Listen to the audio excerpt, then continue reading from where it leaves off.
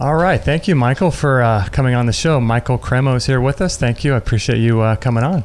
Good to be with you and all your viewers and listeners.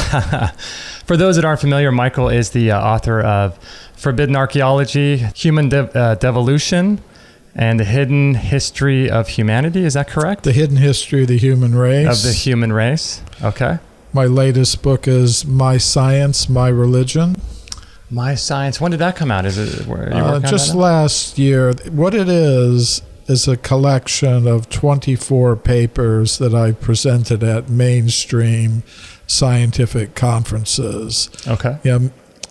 Where I integrate my spirituality and my research and archaeology and other topics related to human origins and antiquity.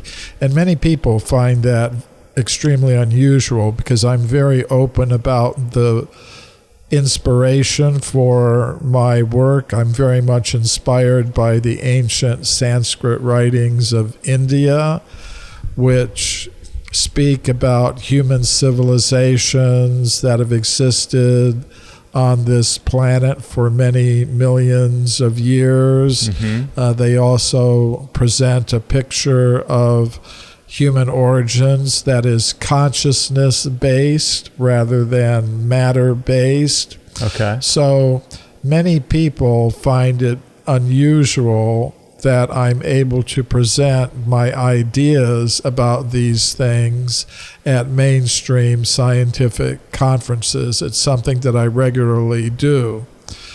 I speak to all kinds of audiences because I think all kinds of people are interested in these topics, some from what we might call a more alternative point of view and some from a more mainstream scientific point of view. So I try to stay in touch with all of these different audiences. There's a rumor going around that you spoke at Google recently, and I think I read somewhere where some people weren't really all that happy that you were speaking there.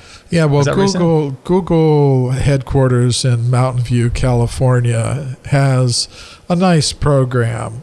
If employees want to invite an author to speak at Google, they can do that. And you're provided with a forum for speaking at Google during the noontime hours.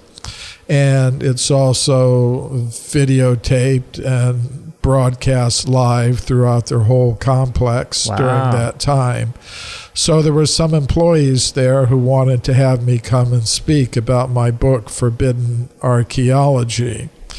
Some other employees found out about it and they objected and they tried to get the lecture canceled. But Really? I mean, that happens that's why I call my topic Forbidden Archaeology. Yeah, that's bizarre, right? It really, if I didn't get forbidden a couple times a year, I'd have to call my work something else. Yeah, you have to check yourself too to make sure am I doing the right thing?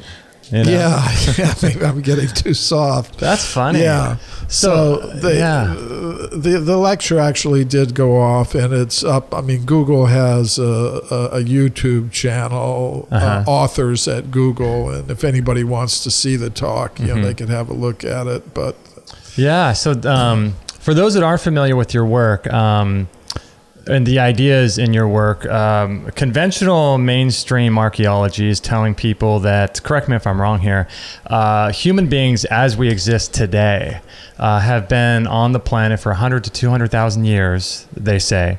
And oddly enough, I just watched a debate recently with, do you know who Bill Nye the Science Guy is? I've heard of him. I've never met him personally. He was debating Ken Ham, who was a creationist. He's got like a creation museum or creation sort of center. I'm familiar with him also, although I don't think I've ever met him personally. Yeah, you may not agree with his ideas either, but he says that Ken Ham takes the conventional approach and Bill Nye, opposite. Bill Nye, the Science Guy, takes the conventional approach, and Ken Ham, he thinks that the Earth is, or humans have been on the Earth for 6,000 years. And not only that, but the Earth itself is only 6,000 years old as well. So we're talking about something completely different compared to your work. Well, I do have one thing in common with biblical creationists like Ham. Ken Ham, yeah. Ken Ham. What I tell them is, whether we think the Earth is a few thousand years old or a few billion years old, as I do, humans have been around since the very beginning, and they didn't evolve from apes and monkeys. So on a certain level, I can get along with people like that. We would just disagree about the age of the Earth and the age of the human species, but we would agree that humans have been around since the beginning. Okay, so Ken Ham would take the biblical approach and say that humans and the Earth started at the same time.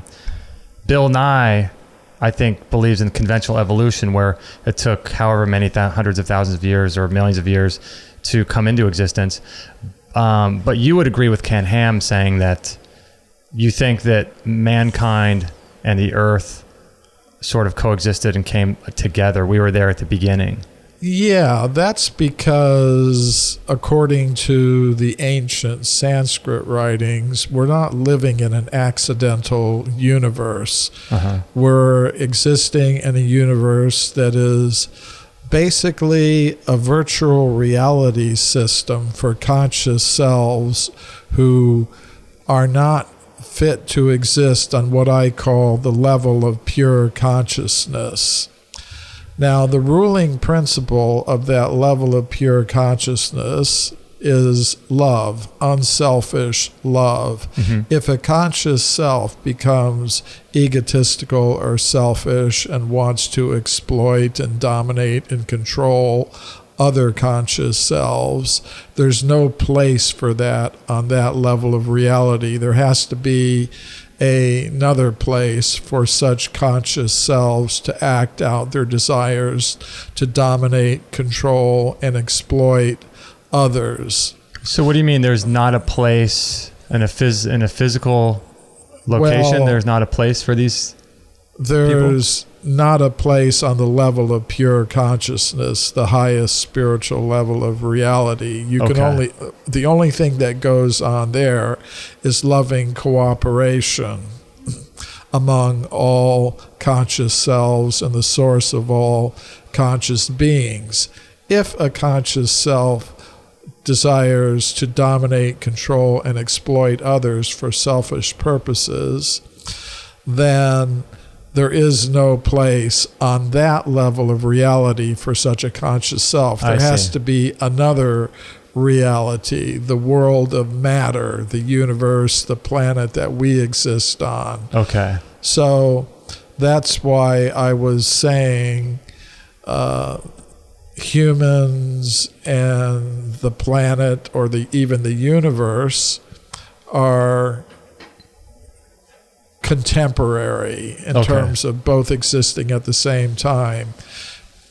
The universe, the material universe with all its different planetary systems, including ours, is designed as a virtual reality system for conscious selves who are not qualified to exist on what I would call the level of pure consciousness. So we're somehow stuck world in these physical bodies in order to whatever it is we have to do.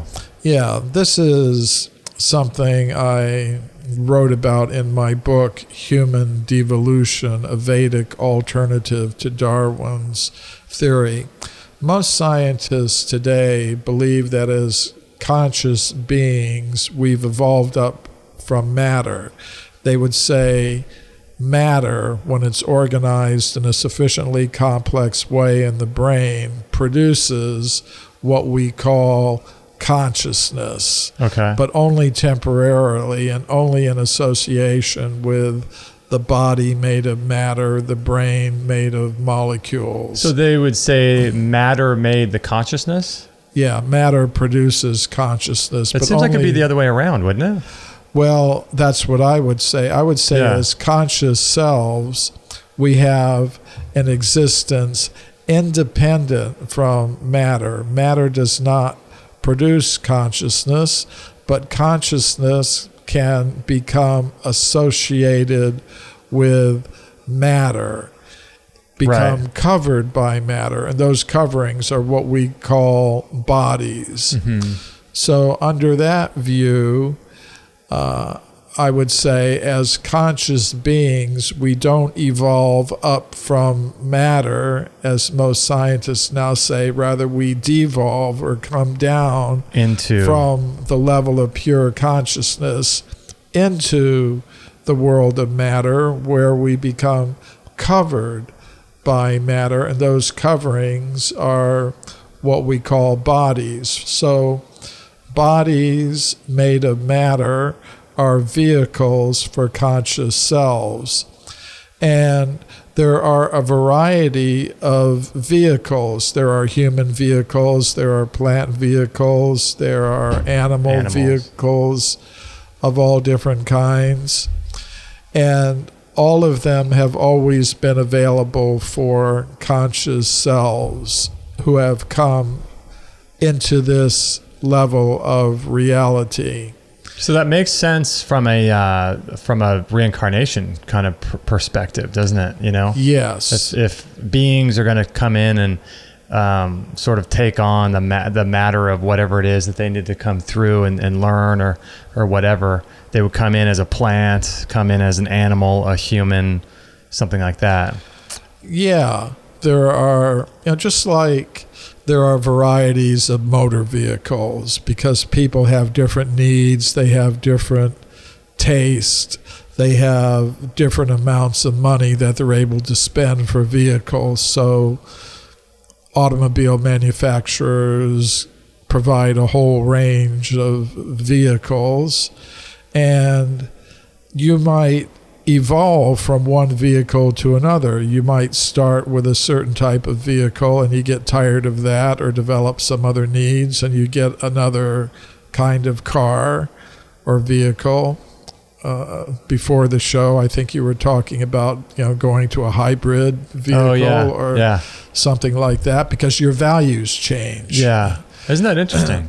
So, but it isn't that one vehicle evolves into another vehicle. They're all separately manufactured and designed. But you, as a conscious self, may go from one to the other. So I think it's the same with bodies. A conscious self may be in a plant body, and then in an animal body, maybe an ape body, an ape man body, and then a human body. The human vehicle, I believe, is a very special one, because in the human vehicle, it's possible to understand what our real position is as conscious selves and do something about it. Restore consciousness to its original pure state, beyond the world of matter, beyond the cycle of reincarnation and karma. And that's the actual goal of human life, as far as I'm concerned, to restore consciousness to its original pure state, to appreciate I'm a being of pure consciousness, you're a being of pure consciousness, we're all beings of pure consciousness, we're all related to each other on that level. There's no need to divide ourselves into so many competing groups based on just external considerations related to the particular kind of vehicle that we're inhabiting at the present moment. So it's something quite different from the viewpoint of modern science. Most scientists today would say, well, you're just a machine made of molecules in competition with other machines made of molecules for survival. And because of that, people's goals and values tend to become extremely materialistic. The thing that's really bizarre is that we forget all of what you just said. We forget it all, and we think that there's somehow some sort of identification and attachment to the physical nature of our bodies, and we think like people say, "Oh, I'm a black guy," or "I'm a white guy," or "I'm a man," or "I'm a woman," and it's almost as if people don't realize that who they are is not their skin, it's not their body, it's not any of that stuff. But we have this weird identification with these types of things, and then we just fight each other forever because we think that we're these certain things. Right. You know, I couldn't say it any better myself than, it's weird, isn't it? The way you just put it. But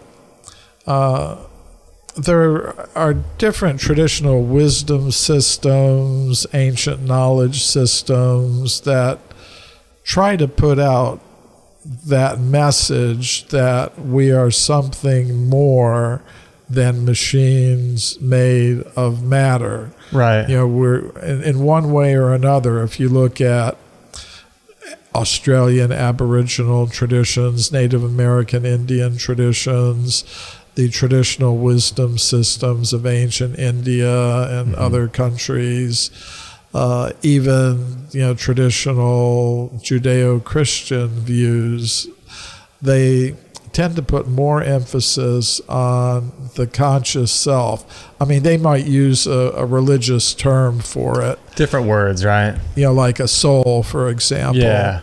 And then some people might think, well, soul, that requires some belief or something like that. It's a matter of faith.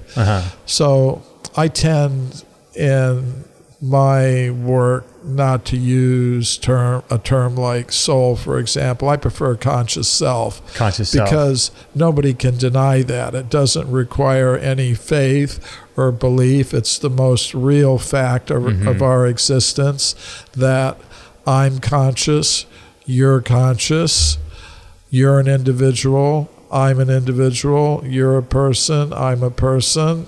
You can't argue those things. Those things are not matters of faith or belief. Those are matters of direct experience at every moment. Right. And if we think about it, that conscious self remains, even though our own physical bodies go through so many changes. Say, when I was 5 years old, my material vehicle was in a certain state. Now it's in a different state, but I'm the same. You're the same conscious self. Right. The same person. And by extension, I could say, well, the person even in an animal body is also a conscious self. Yeah. Even there have been studies showing that plants appear to have some kind of consciousness, or even simple creatures like bacteria and amoeba. If you study them carefully under a microscope, you'll see they behave in ways that display consciousness and intention. Yeah, it's interesting. I don't know if you've seen the studies going on recently with plants. It's just fascinating. There's plants that actually communicate with each other when there's other predators around that are trying to eat the plants, and so they'll communicate with each other, and each of the plants will develop some sort of like a bitterness to their leaves if they're downwind. So the predators won't come and eat the plants that are downwind from a particular plant if some organism is going to come eat that. They'll communicate with each other. They'll build defense systems against attack. It's just incredible what plants are doing, and they've studied where they can anticipate being burned. There's electrical energies that's being measured coming off of plants where they can anticipate if someone puts a flame up to a leaf.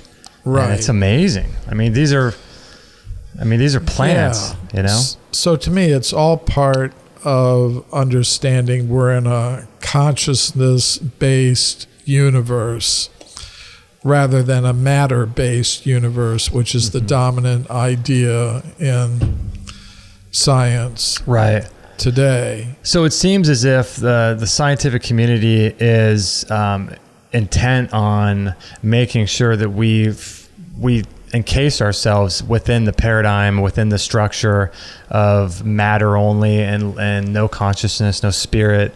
There's nothing deeper. I wonder why that is. Why do you think that is? I think there are a few reasons for it. In one sense, science is a game.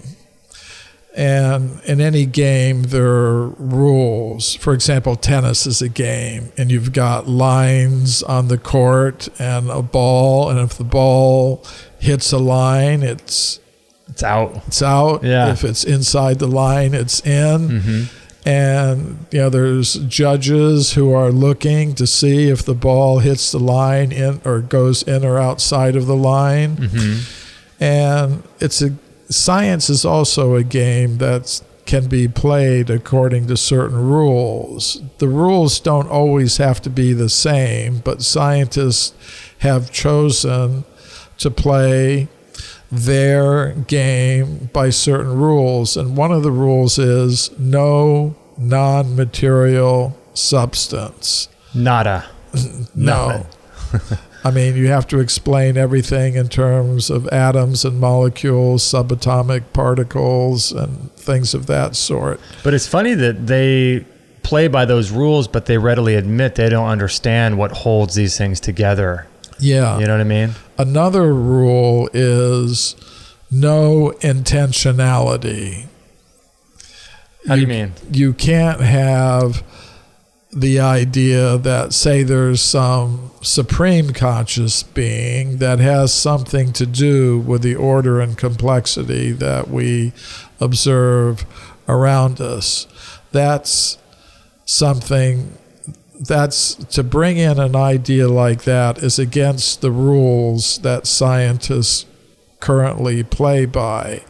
That you might have some higher being exercising some intelligence in, say, for example, the design of the complex biomolecular structures in organisms. That's not allowed by the current rules. And that's okay. You could play science by those rules, and those are the rules that scientists are currently playing by. But then you should be prepared to admit that your science is not dealing with everything that's possibly true about the world that we live in. It's excluding, by definition, certain possibilities. Say, for example, the idea that there's a conscious self that is not produced by matter, that has an existence independent from matter. But they would just say, wouldn't they just say, well, it's not proven, so it can't be science? Well, they define science in such a way that it can never be proved. There you go. Yeah. It's their definitions are the lines on the court. Right. So you could have a science that actually, because it's either true or it's not true that there is a conscious self that is not produced by matter, that has an independent existence from matter.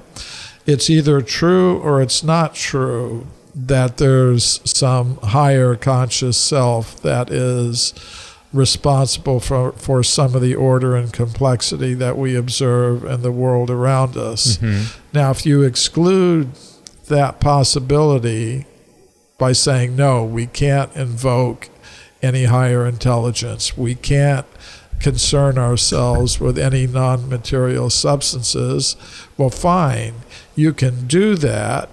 But then you should be prepared to admit that your science is not dealing with everything that's possibly true about the world that we live in. Right. And actually, if you look at the history of science, say if you go back a century or more, you'll see that there were many mainstream scientists who were conducting their scientific research based on the idea that there is non-material substance. There are more subtle energies and vital forces, that, the human mind had powers like telekinesis, extrasensory perception, and so on. Or that there was some higher intelligence that was involved in the origin of the universe or the origin of species. Who were some of the scientists that did that, do you know? Alfred Russel Wallace is one. Is Nikola Tesla considered a scientist? Yes. He was? Tesla was a scientist. Okay, so he would have been there. Wallace was an interesting scientist. He was, along with Darwin, the co-founder of the theory of evolution by natural selection. Actually, Darwin had been working on that theory for many years. He was writing a book, and he kept, and I know what it's like, because it takes me a long time to write the books that I write. Oh gosh, I would imagine. My book, Forbidden Archaeology, took me 8 years to write. So Darwin was working on his book, The Origin of Species, year after year after year, and he wasn't publishing it. He was always working on it. And one day he got in the mail a letter from Wallace, who was a younger scientist. And in this letter, Wallace outlined the whole theory of evolution by natural selection and said, I'm going to present a paper about this at a meeting of a scientific society in London. So Darwin was shocked. He'd been working on this theory, and then this other scientist, Wallace, comes up with the same idea and is going to publish it. And the way that science works is the scientist who first publishes a theory gets credit. Gets all the credit. For it. Yeah. So Wallace. So why did Wallace tell Darwin that? He notified him? Yeah, well, he was a young scientist, and he thought, well, Darwin is a naturalist. He might be interested in this idea. Okay. I wonder if he knew what Darwin was working on. No, because Darwin was doing that privately. Wow. So what Darwin proposed is, okay, he decided, let me write a very quick paper first, and proposed to Wallace that we both present papers at the same meeting of the Linnaean Society in London, which is a society dedicated to the science of biology. So Wallace agreed to do that. They both presented papers about the theory of evolution by natural selection at this meeting, and they both got credit. For a long time, the theory was called the Wallace-Darwin theory of evolution. And you may wonder, well, why is it now only called the Darwin theory? It's just Darwin, yeah. It's because Wallace then became involved in paranormal research with another English scientist, Sir William Crookes, who was a president of the Royal Society, England's topmost scientific organization. They were conducting research into mediums. For example, they were investigating one medium whose name was Daniel Dunglass Hume, and he had some unusual psychokinetic abilities.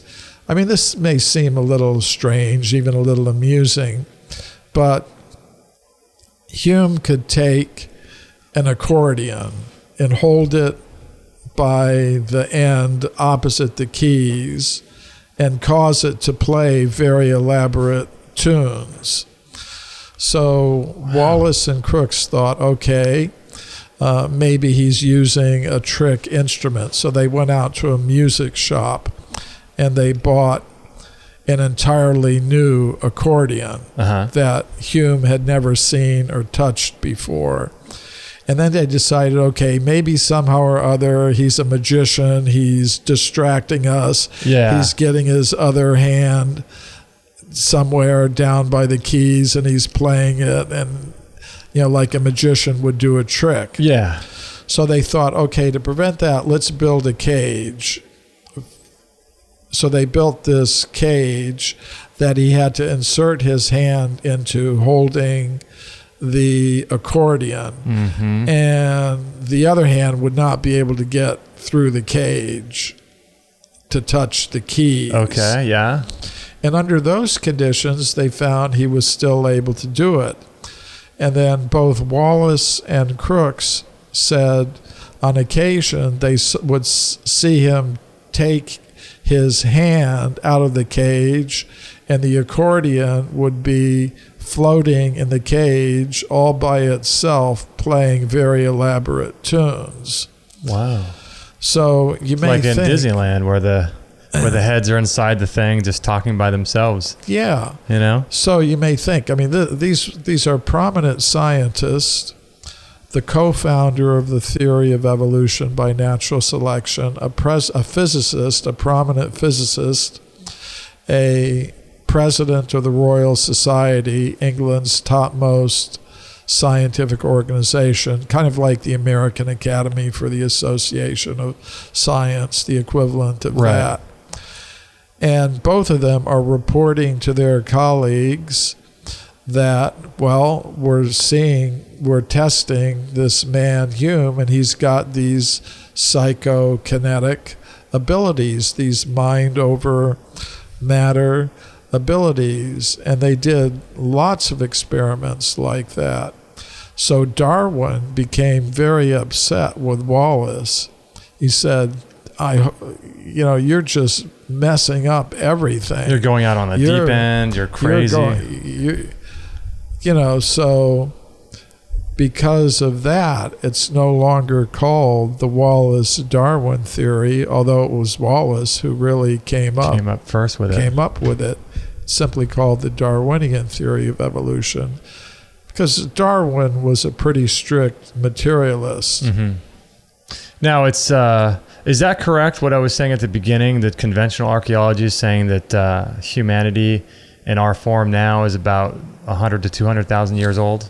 Is that what they said? Yeah, they would say humans like us first appeared on Earth less than 200,000 years ago. And before that time, they would say there were not any human beings like us. There were just more primitive ape-like creatures that they call Neanderthals or Homo erectus or Homo habilis or Australopithecus. And before that, they would say there were just primitive apes and monkeys, about 6 or 7 million years ago. So conventional wisdom or conventional approach to this, how old is the Earth in conventional terms? If we're 200,000 years old, how old is the Earth? How long was the Earth existing before 200,000 years ago when they say we came on? They would say about 6 billion years. I think that's the current estimate for the age of the Earth. Doesn't that seem bizarre that we would live for 5,900,000 years without 5,800,000 or 8 million, whatever the number is, years before we would come along? That's well, to me, it sounds bizarre, but according to many ancient wisdom traditions, the Earth has a purpose. Just like we send satellites, we send a space station into orbit around the Earth. It has a purpose. It's to house astronauts, doing their scientific work up there. Right. So it's not that it just appeared there and somehow or other, by some accident, some molecules in it formed some first cell, and it gradually evolved until it turned into human beings, and that's why you have human beings on the space station. Yeah. No. The space station was deliberately designed for a purpose, and the human astronauts were connected with that purpose, and therefore, as soon as the space station was there, the astronauts went into it to carry out their work. Right. So, according to the views of many of the ancient wisdom traditions, including the one that I'm most inspired by, the spiritual tradition of ancient India, the world has a purpose, and its purpose is to be kind of like a little virtual reality system for conscious selves who aren't fit to exist on higher level of reality that I call the realm of pure consciousness. So the human vehicle has always been there. Now, I first learned about these things when I began studying the ancient Sanskrit writings of India. Among them is a group called the Puranas, or the histories, and they contain histories of human populations on this planet going back hundreds of millions of years. They use that number? Yes. They do. Because the Puranas involve a cyclical concept of time, and the cycles are expressed in terms of how many solar years they last. Okay. One of the cycles is called the Kalpa, or the day of Brahma. Okay. It lasts for about 4,320,000,000 years. It's followed by a night of Brahma, which lasts the same period of time, 4,320,000,000 years. And there's another day, another night, another day, another night. During the days, life, including human life, is manifest in the universe, and during the nights, it's dormant, sleeping. So, the entire planet. Yeah. Okay. So according to the Puranic cosmology, the current Kalpa, or day of Brahma, began a couple of billion years ago. So yes, these writings do attach years to each of their cycles. Yeah.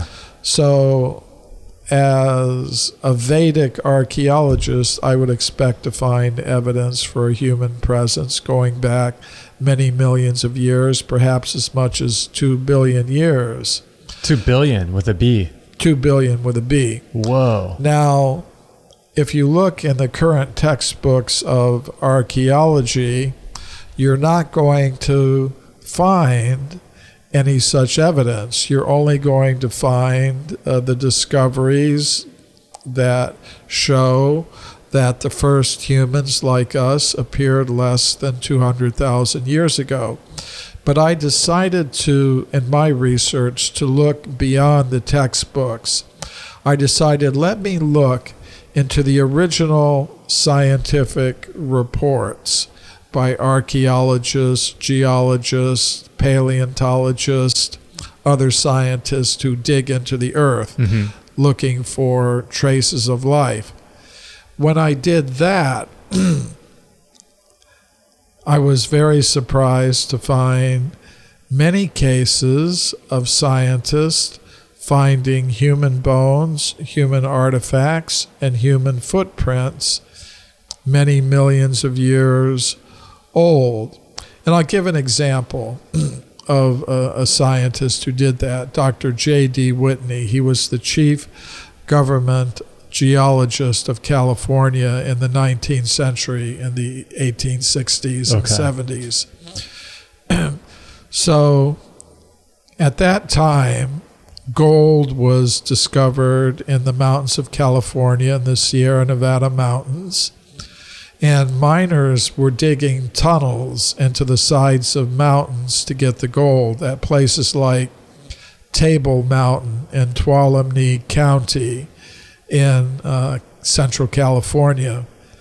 And deep inside the tunnels in the solid rock, the miners were finding human bones and human artifacts. They were finding obsidian spear points, stone mortars, and pestles at many different locations in the gold mining region. How far down into the sediment or deep were they going to find this? For example, there's the Montezuma mine at Table Mountain. Mm-hmm. They went in about 1,500 feet into the side of the mountain. Okay. Several hundred feet from the top of it. Okay. It's a flat mountain. It's like a plateau. Yeah. So they dug over 1,500 feet into the base of this mountain, and there they found human artifacts, stone mortars, and pestles. Now, these discoveries came to the attention of Whitney. He went out, he visited the places where the discoveries were made, he interviewed the miners who had made the discoveries, and he conducted his own research.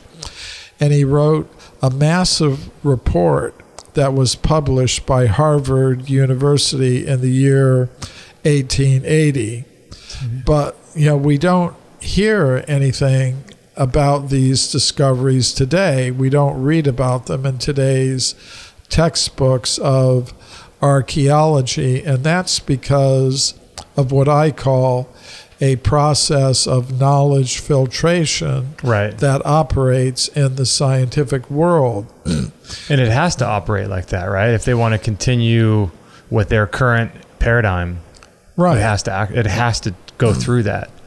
Unfortunately for people. Yes.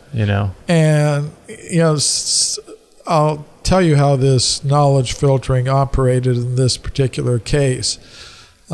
Dr. Whitney reported these things to the scientific world in a publication published by Harvard University. Mm-hmm. There was another scientist, William Holmes, an anthropologist who worked for the Smithsonian Institution in Washington. And he said, if Dr. Whitney had understood the theory of human evolution, he wouldn't have published that report. In other words, he should have known better. Yeah. that couldn't possibly be true. Yeah. There's one fact I didn't really mention, which is these human bones and human artifacts were found in layers of rock that modern geologists consider to be about 50 million years old. So now, do modern geologists consider that? Was that their estimate before they found any bones? It probably would be, right? These are modern. The discoveries were made in 1880s. The 1880s, the 19th century. So modern geologists and archaeologists date. Whitney thought they were very old. Okay. He said these belong to what's called the tertiary period. Okay. So the tertiary period, according to modern geologists, would go anywhere from about 2.58 million to 66 million years ago. But they've studied the strata at Table Mountain. Uh-huh. And they've looked at the plant and animal fossils in these deposits. They've used different dating methods like the potassium-argon method to date the deposits. Mm-hmm. And they've concluded they belong to a division of the tertiary called the Eocene, which is about 50 million years old. Or all the way up to 50 million. Yeah, about 50 million years old. What do modern archaeologists and geologists say when you present that to them? What's their conclusion? What do they think about that? Well, some of them say, well, there must have been some mistake. Yeah. We dated it wrong or something, right? Yeah. there was a hoax. Yeah. Maybe some Indians brought these things into the mines. But, and when I was doing my research for Forbidden Archaeology, I got in touch with some historians in California who are very expert about that period of time. And they said the Indians would not have gone anywhere near those mines at that time. Okay. So is there any... So the way that they try to explain them is mistakes, hoaxes, things of that sort. Okay. Now, that's if they could actually demonstrate, or they might say there were fissures through which objects came from some higher, more recent levels. And fell down. Or there might have been some earth movements or something. Now, if you're going to proceed in a scientific way, you can't just raise possibilities without proof. Yeah. You should be able to demonstrate. In this particular location, there were fissures that went from a level where there are, say, fairly recent artifacts that could have slipped down into that very place. Or you'd have to demonstrate there was an earth movement. Or you'd have to demonstrate, well, here is the person who, in this particular case, took from some other location a human artifact or bone and deliberately planted it. Yeah, you have to have some proof, right? You can't just raise possibilities because... That's not science. That's not science. Yeah. That's just conjecture. I mean, that's really no different than what scientists would claim spiritual people or Christian people or religious people would do when they would say something like, well, God did this or God did that. Right. It's the same thing if they're coming up with conjectures, if they've got nothing really scientific to prove that. I remember once I was giving a lecture about my book, Forbidden Archaeology, at the Russian Academy of Sciences in Moscow. Okay. And at least they were open enough to allow me to present my ideas there. And actually, when I first started my research on this topic, it was still during the Cold War, and you never imagined being able to go to Moscow and during that time present ideas like that. But I was given an invitation to speak. What year was that? This was in about the year 2007. Okay. So I presented a presentation about my work at the Russian Academy of Sciences in Moscow. And one of the archaeologists said during the question session, well, look, I haven't read your book, but I'm sure everything in it is a hoax, illusion, or mistake. He said that without even reading your book. Right, which is sometimes the attitude. Or I remember once I was in Copenhagen in Denmark. I was giving a lecture about forbidden archaeology, and an archaeologist from the University of Copenhagen was there. And, he listened, and during the question or comment session, he said something to the same effect. These things are very possibly, mistakes. They can't be true. There were fissures. Yeah. And I told him, it's possible that you're a holographic projection from Mars.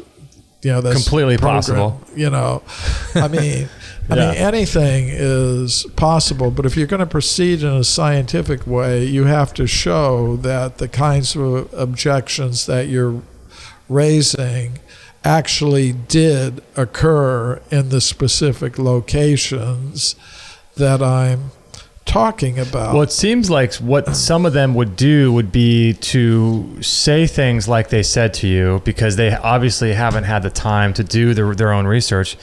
And it seems like if you were them, your first reaction would be what their reaction was, but then they would go off and do some research and try to disprove you and try to prove their theories about there being fissures. Right. Has anyone tried to do that? Have they been successful with? Have they had any theories that have actually become science? Not that I'm aware of. Yeah. But I would like to say this, however, that I respect the right of each individual to make up their own minds about these things. Right. Say if somebody listens to what I have to say or reads a book that I've written and they find, well, it's not convincing to me. Uh-huh. I'm not convinced. I respect that. What I don't agree with is if people who disagree with me or with others use government to suppress the idea that they don't like. How would they use the government? Just through education policy. For example, schooling and things. Yes. Say at the present moment, the supporters of the Darwinian theory of evolution have a government-enforced monopoly in the education system. Right. Nothing else can be taught, even though there are scientists who are proposing different alternatives to the Darwinian theory of evolution. It's a fact that scientists like that are there. That's why there's sometimes some controversies about intelligent design or creationism or something like that. Right. So usually in a country that we consider free and democratic, we wouldn't like it if the government, through its policies on education, were to say, for example, only one religion can be mentioned in discussions of the history of the United States. Only one religion. We'd say, no, you can't do that. Yeah. Or only one political party can be mentioned in histories of the United States. Or only one race can be mentioned or something like that. We wouldn't tolerate it. At the present moment, however, government is saying, although there are diverse opinions about the origin of life on this planet, we're going to allow only one idea to be presented. Yeah, they're doing that already. That's what they're doing. Right. Now, I think the more appropriate thing to do would be to say, okay, today most scientists, let's say 95 or 98%, accept the current Darwinian theory of evolution and everything that's connected with it. That's a fact.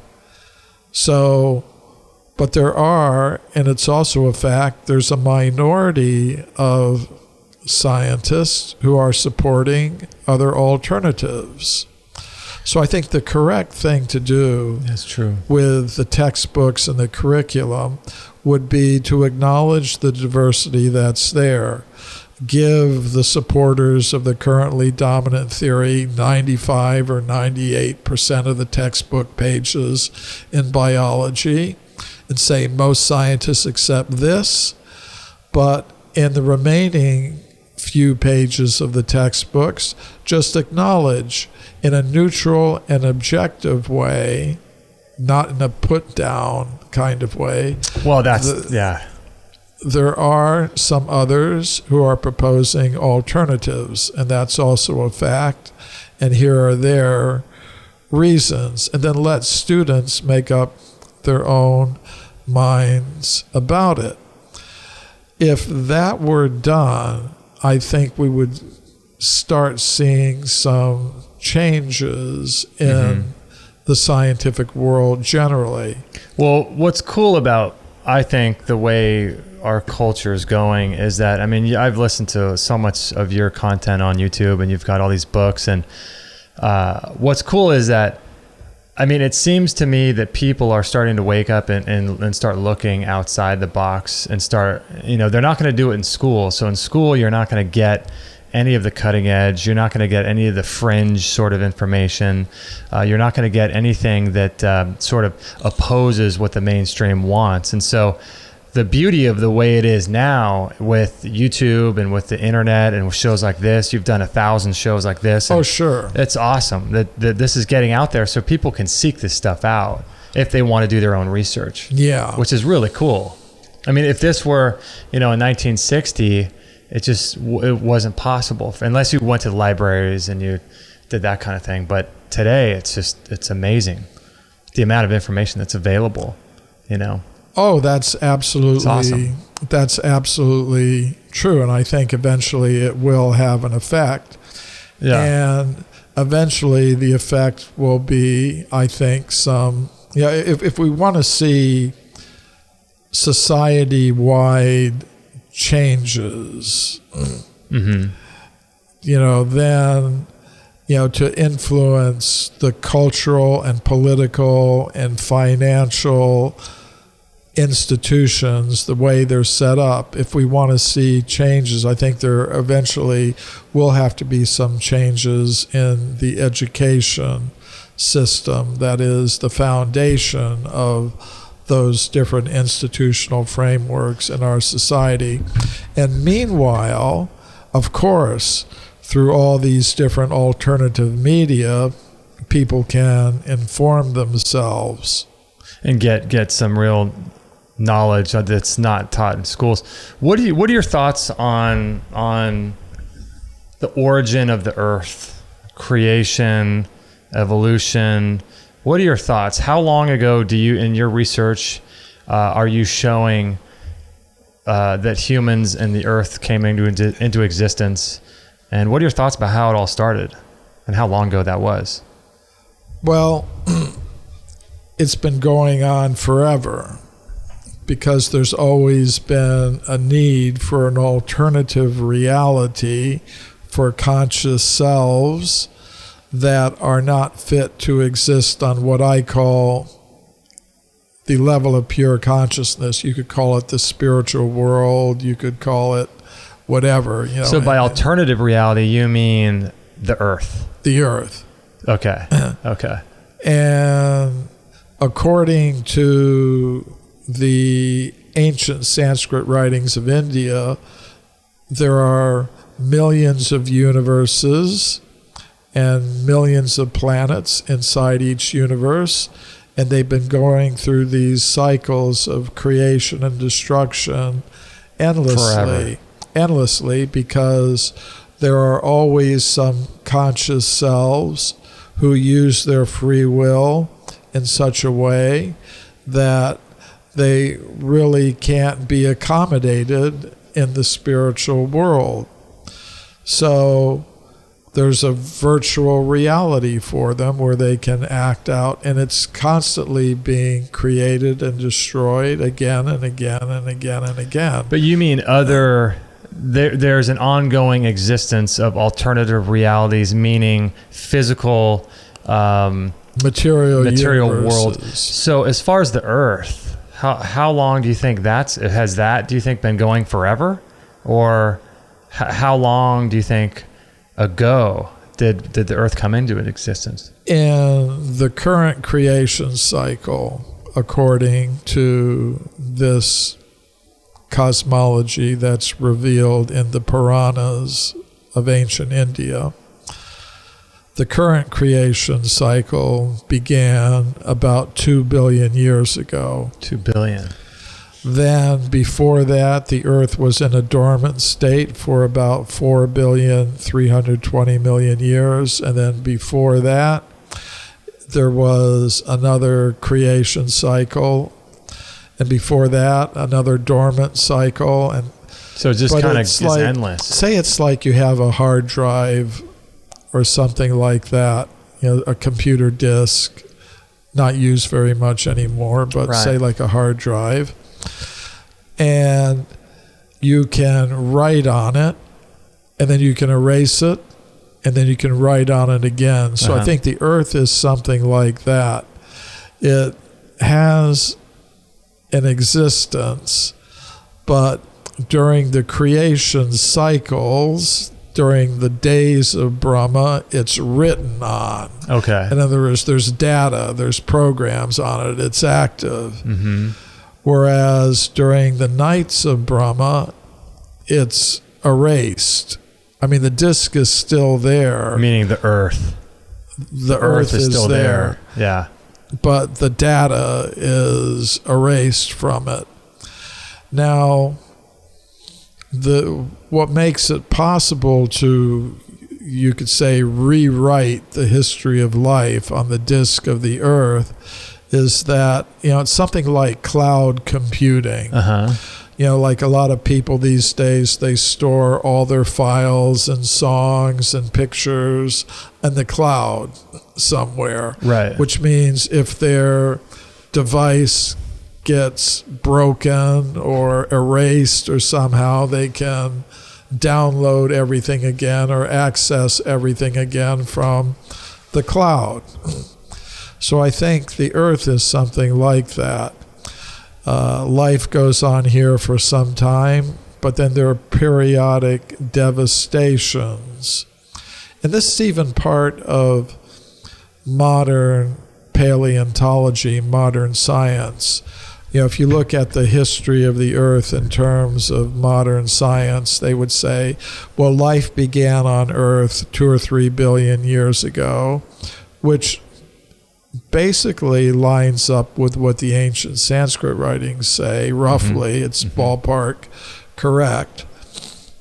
And then they would say, then the history of life went on, and during that history, there were 6 major extinction events, according to modern science. The last extinction event being the one that wiped out the dinosaurs about 65 million years ago. Right. So they say there were 6 major extinction events. According to the ancient Sanskrit writings, since life began on Earth at the beginning of the Kalpa or day of Brahma about 2 billion years ago, there have been 6 devastations at intervals of several hundred million years, during which most life on Earth was wiped out and it had to be repopulated. So both from these ancient wisdom sources and from modern science, we're seeing a similar picture. Right. There are parallels. Yeah, I wonder if... But what enables the repopulation is that, according to the Vedic cosmology, at higher levels of the cosmos, there are intelligent beings who have all the resources to repopulate the Earth after these cataclysmic events that take place periodically. That's interesting. How does that, I wonder how that relates to, I'm sure you're familiar with Sitchin's work and all of that, with the seeding of the planet and the slave species and all of that. Right. I mean, normally in my work, I don't address the work of other researchers in the alternative history field, because I feel people can read my stuff, read their stuff, make up their own minds about it. But if somebody asks me a question, I feel obliged to give some kind of answer. So I would say my work has some things in common with Sitchin's, and there are also some differences. The one thing that we would have in common is the idea that there are extraterrestrial forms of humanoid life. There's humanoid life in other parts of our universe. So that's an idea that we would have in common. We would also have in common the idea that those extraterrestrial humanoid beings have something to do with our human presence on this planet. Okay. So those are ideas that we would have in common. The differences would have to do with the timing of these things. What does he say? As far as I can understand, he basically accepts the history of life as given by modern evolutionary scientists. Okay.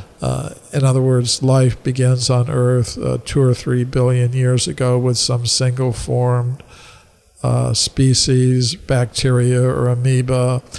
Multicellular creatures come into existence, and then plants and animals, primitive plants and animals come into existence on the land. The land animals develop into apes and monkeys gradually, then into ape men. The ape man, Homo erectus, was existing about 300,000 or 400,000 years ago. According to him. Uh-huh. And at that time, there was some intervention by some extraterrestrial beings. I think they used the term Anunnaki. For them. Yeah, searching for gold or something. And they engaged in some genetic manipulation of the ape man, Homo erectus, to form the anatomically modern humans, which they wanted to use as a slave race or something like that. That part I don't accept. You don't accept? I think humans have been present on Earth since the very beginning. We're not a slave race.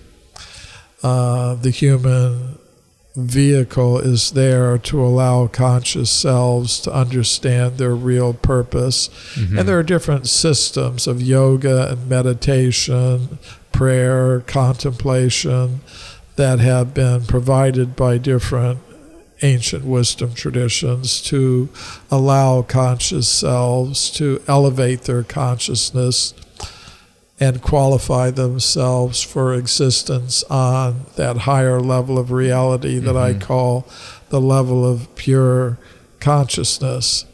So I would say, I have some similarities with Sitchin's work and some differences, but normally I just leave it up to people. They can read my stuff, they can read his, make up their own minds about it. Yeah, I mean, I know I read his 12th Planet book, and I'm just not sure. I mean, I'm not sure where he was getting all that stuff with the tablets and all of that. Different researchers in alternative history have different sources of inspiration. My main source of inspiration is the ancient Sanskrit writings of India. He was looking at the Sumerian texts. Oh, right. I know other researchers who are very much inspired by ancient Egyptian texts, and others are inspired by other things. Chinese, Hermetic texts. I think although they have some differences, they also have some basic commonalities to them as well. But as I was saying a little while ago, I respect the right of each individual to find their own path through all of this. I can only report what I have found helpful in my attempts to understand these things. And if people want to look at that, well, fine. But I don't claim to have a monopoly on truth. I think truth can be found in a lot of different places and different ways. How many other areas of the world have there been artifacts of people that people are saying that are millions and millions of years old? Yeah, this evidence for extreme human antiquity can be found all over the world. I'm not really aware of a whole lot from Antarctica, although I have read some reports, in what we might call the tabloid press, but from anything that's scientifically verifiable, I'm not aware of anything. Was Admiral Byrd down there when he when he went down there to visit and to check it out? Did he find anything, Admiral Byrd? I'm not sure if there was anything related to archaeology. Yeah. I think his name is brought up in terms of other things. Yeah. But in terms of the evidence for extreme human antiquity, there are examples from Africa. For example, in 1979, Mary Leakey reported finding footprints at a place called Laetoli in the country of Tanzania in East Africa. And they were found in layers of rock that are about 4 million years old. But in her original report, she said that the footprints are exactly like modern human footprints. And other scientists also agreed with her. But she didn't think, even though the footprints were exactly like those of modern human beings, she didn't think human beings like us made them. She just thought, well, there must have been some kind of ape man at that time it was transitioning, who had feet exactly like modern human feet. But, we have the skeletons of the ape men from that time. They're called Australopithecus, and the foot bones of Australopithecus have been discovered. And the foot of Australopithecus was not like that of a human being like us. It was more like the foot of a chimpanzee with the thumb very comes long, out. The first toe would kind of move out to the side like the human thumb. The other toes are long, sort of like human fingers. Right, made for grabbing and things. Actually, the only creature known to science today that has a foot exactly like that of a human being like us is human being like us. So you've got evidence from Africa, there's evidence from Europe. There are museums in Europe that have stone tools that date back 20 million years, 30 million years. Human skeletons have been found in places in Europe. So what are they doing with these skeletons? What are they doing with them? Are they just hiding the evidence, or what's the deal? Well, with that, this process of knowledge filtration operates in a very interesting way. Say the scientists who are engaged in this, they don't think in their minds, well, I'm hiding evidence which, if known, would cause people to disbelieve in our theories. They're not thinking like that. They're thinking, something's got to be wrong with this evidence. I don't know exactly what. Probably if I talked to my colleague down the hall, he'd be able to tell me exactly what's wrong with it. Obviously, there had to have been some mistake made, or it slipped down through a fissure, or the dating was wrong, or something. But hoax. I can't look into it now. Hoax. This has been looked into, and I'm just being a responsible scientist. I'm not engaged in any kind of conspiracy, but the effect is just the same as if there was an actual conspiracy. Yeah, because that's what you said. The effect is the same regardless of the intention. Regardless of the intention. Yeah. That's bizarre. But, I'm working to get my message out, and I do get a hearing in the professional circles later this year. I'm going to a meeting of the World Archaeological Congress, the world's largest international organization of archaeologists. They have a meeting every 4 years in a different country. This year, it's going to be held in Kyoto, Japan. Oh, really? And I'm going to go there, and I'm going to present a paper. They're going to allow you to speak? Yes. Wow. Some scientists are a little bit open-minded. Basically, I get 3 reactions from scientists because they're not all the same. I find 3 basic groups. One I call the fundamentalist materialist, and they're very much opposed to what I do. They don't want to hear it. They don't want anyone else to hear it. Very against it. there's another group of scientists that may be supporters of the currently dominant theories, but for more or less scientific reasons, which means they're willing to listen to alternatives.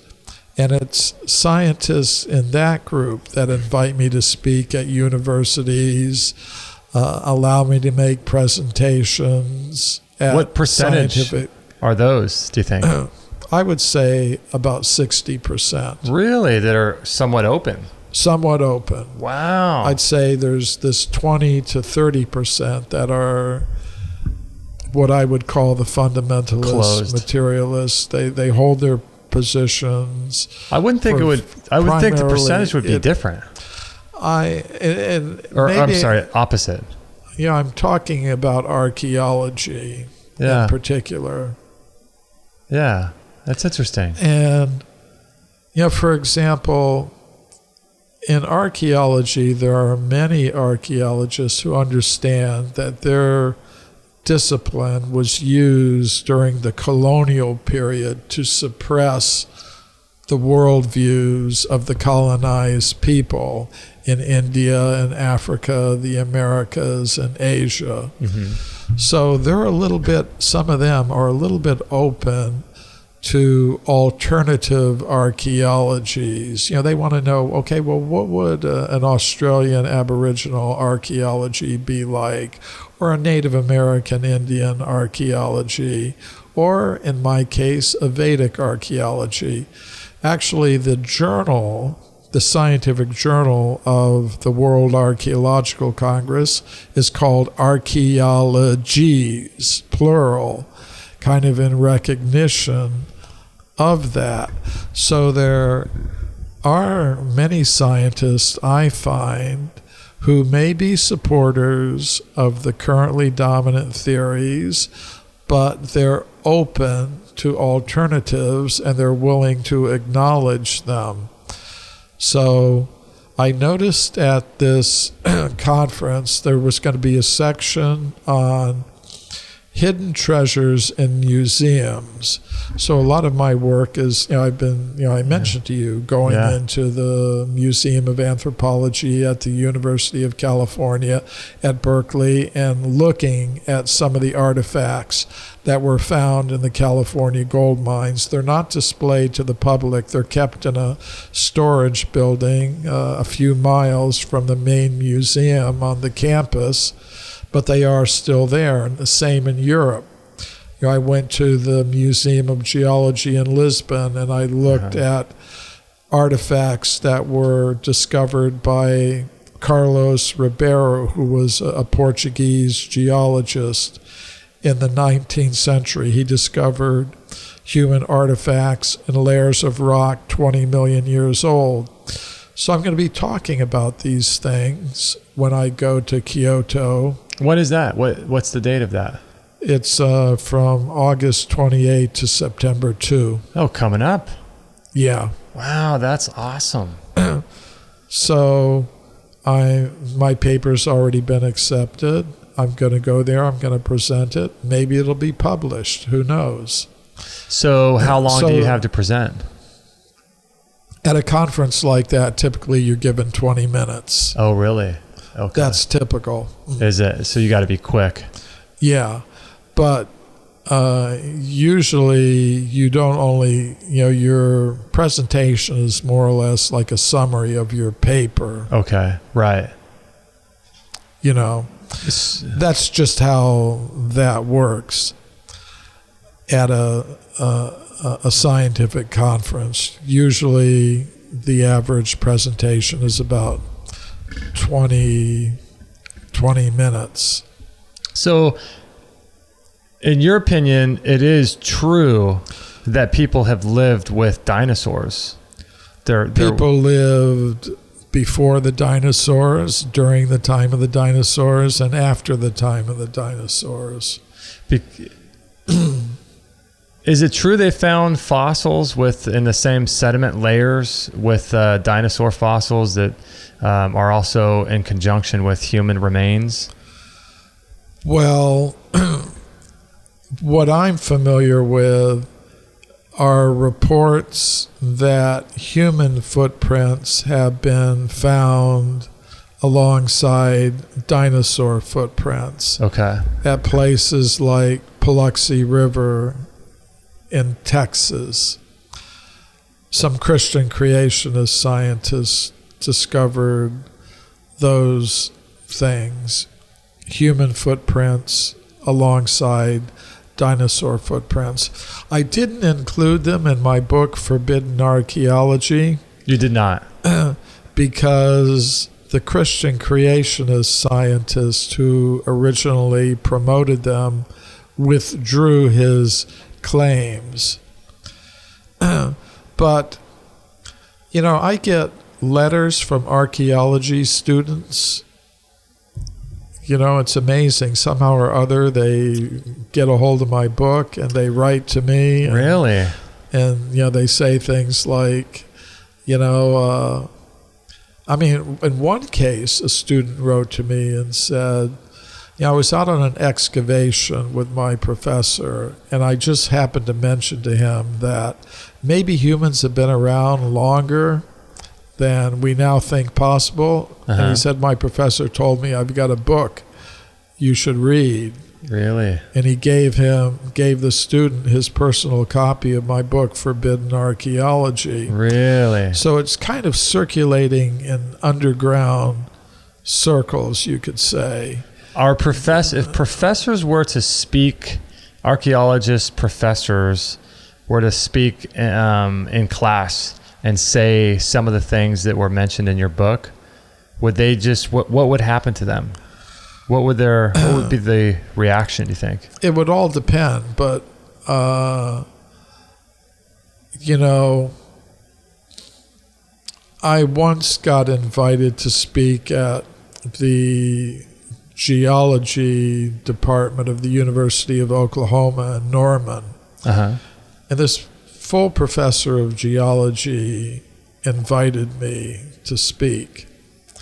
And I couldn't understand. I spoke, he wanted me to speak to the graduate students and professors of the geology department there. And I did. And I was just wondering, why did you invite me? Because, you look at the guy, he looks fully orthodox, completely in his views, conventional, writing textbooks, publishing in the standard journals. And I asked him, why did you invite me? How did you hear about me? What did he say? He said, well, I heard you on Coast to Coast, which is a radio show that airs at midnight usually in most places, and deals with all these alternative topics. Yeah. So I was just thinking, well, here's this guy, a professor of geology at a major university, and at night, privately, he's listening to this radio show about all this alternative stuff. This weird and information. Decides to invite me. So he heard you on there. Yeah. Oh, wow. Now, later, I think he got demoted. Uh-oh. Because I told him about a case that I had learned about in Oklahoma. Okay. Where in some excavation in some gravel pit, or sand pit or something, some human artifacts had been found in layers of rock, a million or more years old. So you told this to him? Told it to him. Okay. And he decided, okay, let's go out and have a look.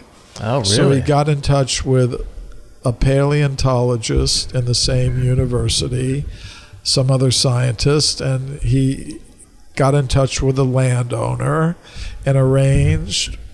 He said, if you want to come with us, I'm going with a couple of other scientists out there. If you'd like to come, you can come too. So I flew out there. We all went.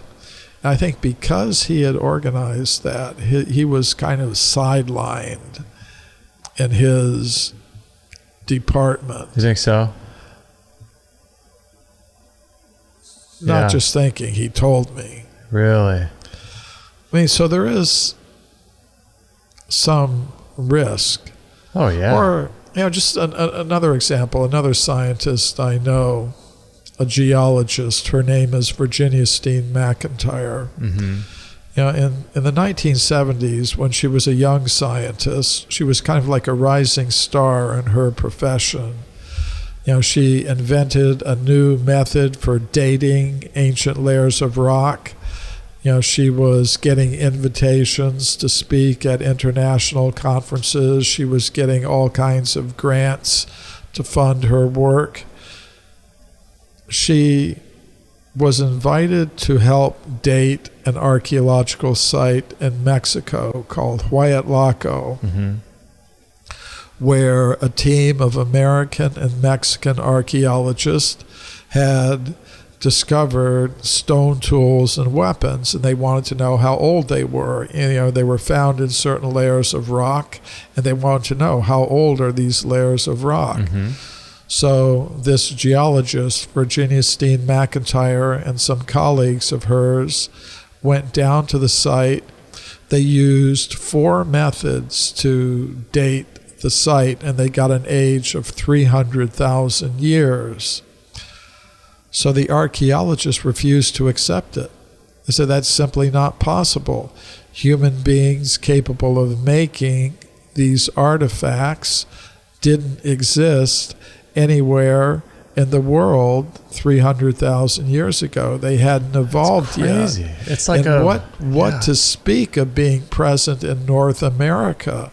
I mean, the current dominant idea is that there are not any human beings in North America until about 20,000 years ago, when supposedly they came over from Siberia to Alaska. Right. At that time, the sea levels were lower, and it was possible to walk from Siberia to Alaska, and then they came down through Canada, down through the lower 48 into Mexico, and then went down into South America. So what happened to this lady?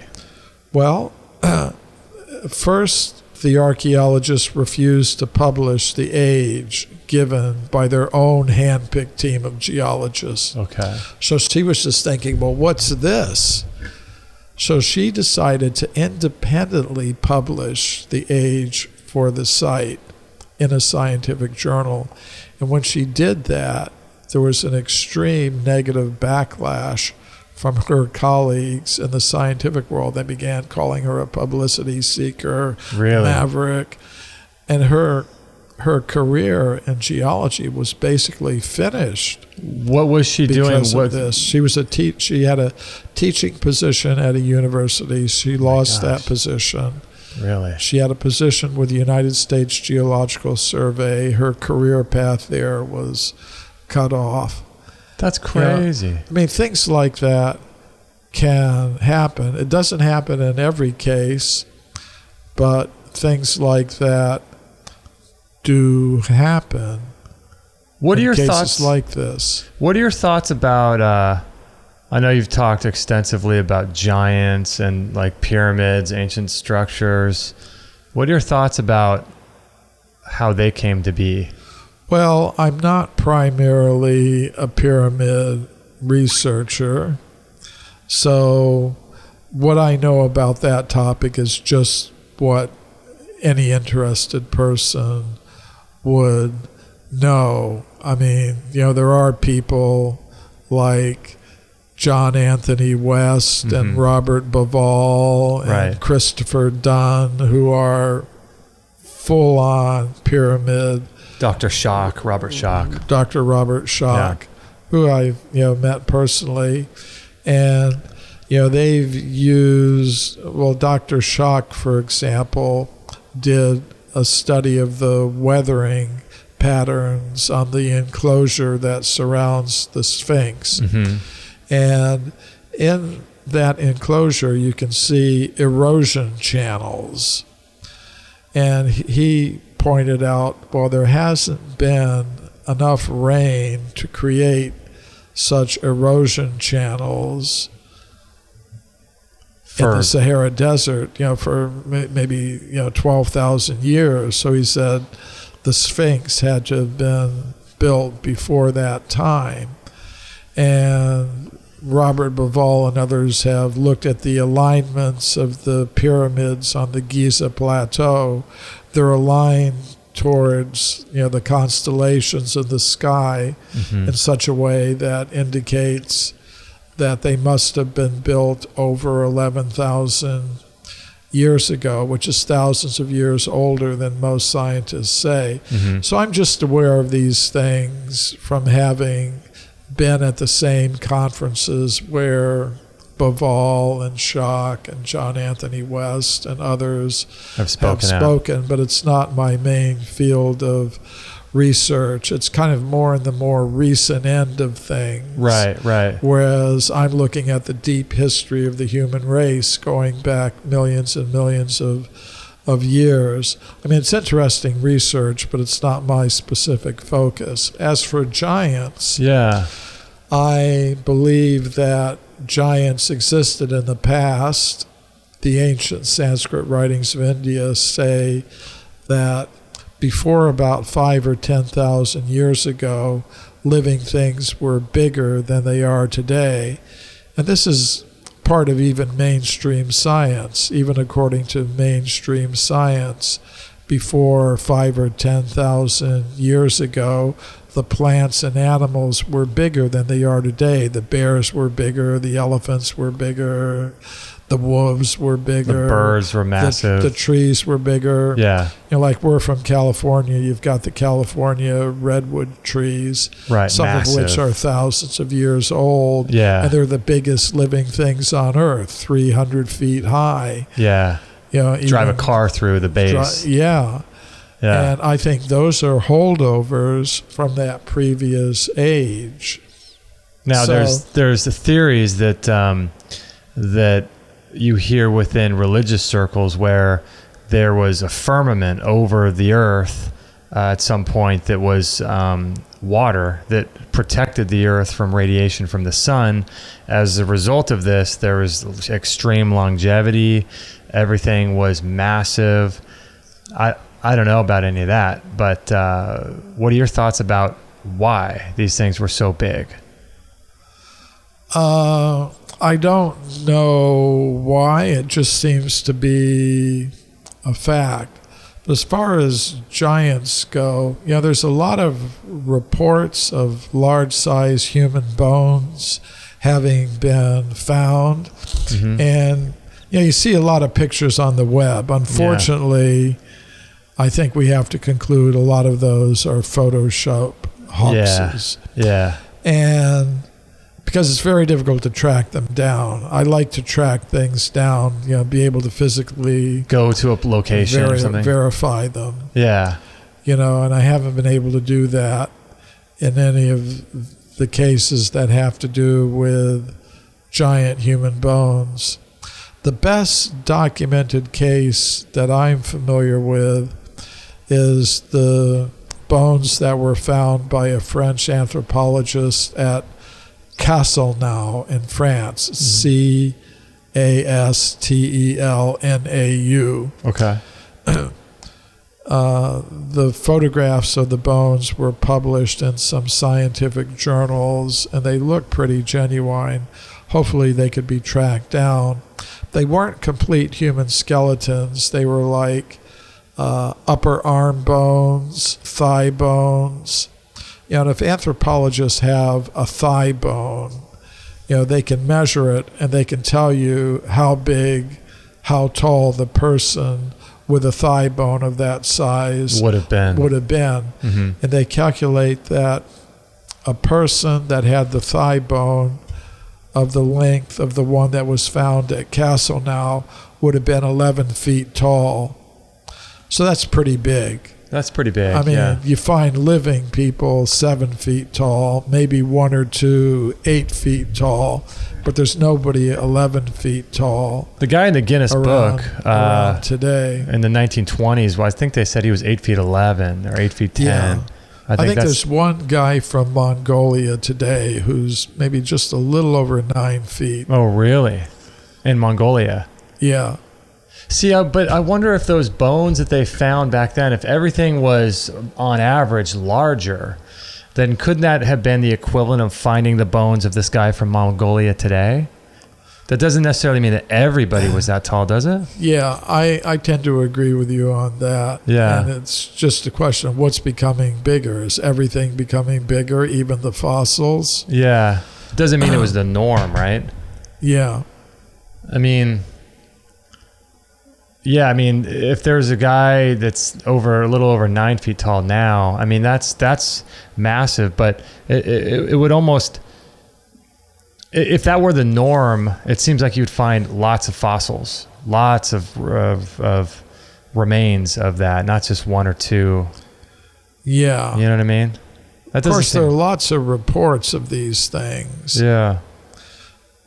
But verifying them is the problem. And I like to verify things like, in terms of the kind of research I did with Forbidden Archaeology, I did actually go to museums, verify that artifacts existed. I like to be able to do that. That's why I haven't written anything in my book, Forbidden Archaeology, about giants, for example, although I do believe that giants existed, just haven't been able to verify any of the reports. Mm-hmm. What are your thoughts on all these elongated skulls and these skulls that are super long? What do you think about those things? Well, I know there are researchers who focus on that. Again, it's something I know about, but I haven't really directly looked into. Mostly, they're not considered to be very old by even the researchers who specialize in them. Mm-hmm. They'd say maybe they're a few thousand years old, whereas my focus is on the deep history of the human race, extreme human antiquity. So I just know that different researchers have looked into them, and some of them, like I said, I haven't looked into it myself, but they're proposing that they may be the remains of extraterrestrials or another species of human. Some people explain the shape of the skulls by binding of skulls. Yeah, like they do in Africa and places in the South Pacific. When a child is young and the bones in the skull are still pliable. So it's not, again, it's one of those topics that I am aware of, but just aware of in the same sense that you were. You haven't researched it. Yeah. I wonder, what do you think mankind was doing, hundreds of millions of years ago? What do you think life was like? Is there any speculation on that? Well, it all depends. You can speculate about it, or you can look into what the written records of ancient civilizations have to say about it. In the ancient Sanskrit writings of India, there's this idea of cyclical time, and in different cycles of time, humans live in different ways. Basically, there's a cycle of 4 yugas that the ancient Sanskrit writings speak about.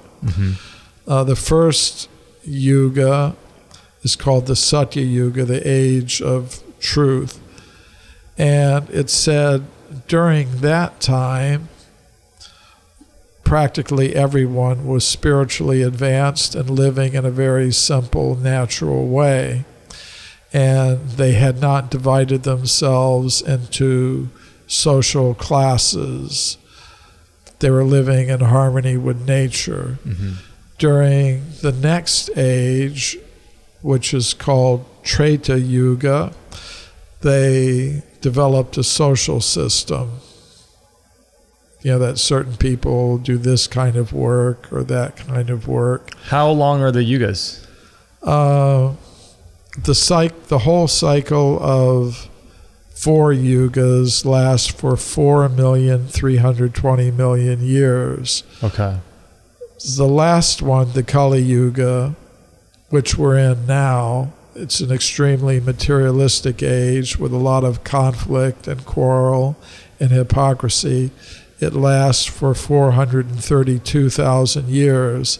It began about 5,000 years ago, which means we're just in the beginning of it, and it's going to go on for another 427,000 years, and it's going to be a time of increasing environmental and social disturbance, which we're kind of seeing. Oh, yeah. It's already started, and it's already so prevalent, too. Keeps getting worse and worse. Yeah. So the previous age was called the Dwapara Yuga. It lasted twice a Kali Yuga. So that means 864,000 years. And then the Treta Yuga, which was before that, was 3 times a Kali Yuga. Okay. Which means about 1,100,000 years. Or 111,000? Is that right? 864,000 plus 432. Oh, okay. I'm not really so good at addition. So maybe 800,000, so that'd be over a million years? Yeah. Okay. And then the Satya Yuga, the one I was talking about before, it'd be 4 times the Kali Yuga, which I think is 1,726,000 years. So that started, about 4,300,000 years ago. And at that time, as I said, most people were involved in meditation and yoga and spiritual practice. They were living very simply. They didn't have towns or cities. It's called the Age of Truth. It was kind of like a golden age of truth. And then were they growing all their own food and living on the land and that kind of thing? Yeah, like that. The next stage, they developed settlements and cities and a social system, and some portion of the people were not so spiritually elevated. Yeah. About 25%. Okay. And then the next stage, it kind of went another 25% down. And in the current age, it's even less. Totally messed up. Yeah. Wow. Yeah. So those cycles repeat again and again and again and again. So at different times, people could have been living very simple, natural lives in harmony with nature and in harmony with each other. Mm-hmm. And they would have a good chance of getting out of the whole cycle of reincarnation. If they were able to elevate their consciousness to the level where they'd be qualified for that. So they wouldn't have to come back. Right. Interesting. Yeah. Whereas at other times, there'd be civilizations, cities, towns, politics. War. But more or less based on spiritual principles. I wonder what the lifespan was during those other yugas. There's information given about it. In the Satya Yuga, it was 100,000 years. A lifespan. Yeah. In the Treta Yuga, it was 10,000 years. In a physical body? Yeah. That's crazy. In the Dwapara Yuga, it was 1,000 years. That would be the Yuga just preceding ours. It ended about 5,000 years ago, so 1,000 years.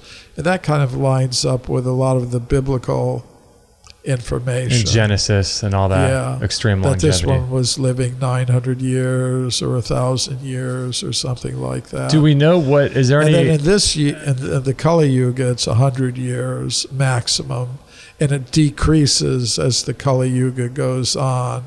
Did they decrease in the other yugas too? Do you think?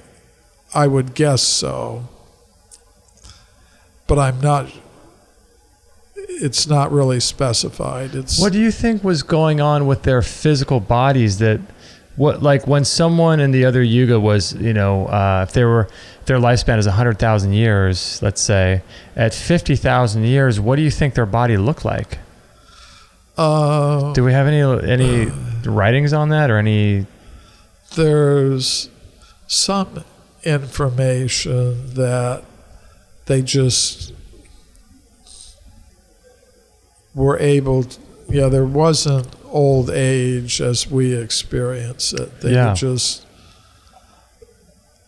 live up to a certain point and then that's the end.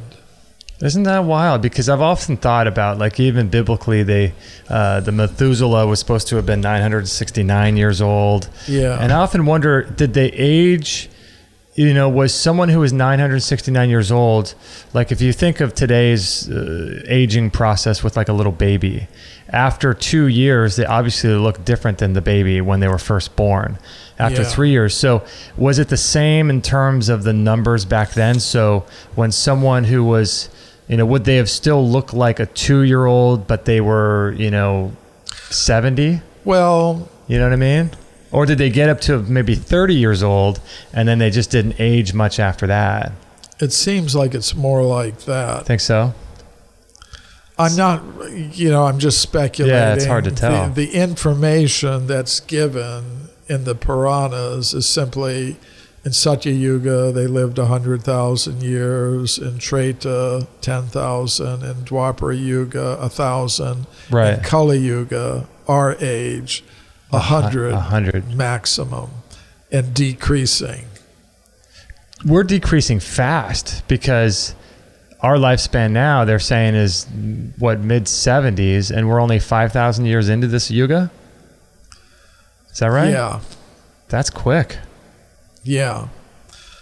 Some people live 100 or more years, some few. But it's interesting, in India, they have these festivals called Kumbh Mela, where pilgrims gather from all over, and sometimes they point out people, this yogi is 600 years old or 700. There are claims like that. Yeah, I've seen stuff like that. Yeah. True or not, I'm not sure, but there are claims like that. Yeah, I've seen something, an article was going around recently about the, I forget where it was, these people, but they have no cancer, they got no sickness, they don't die of disease, and there's claims that these people are living till 250 years old and things.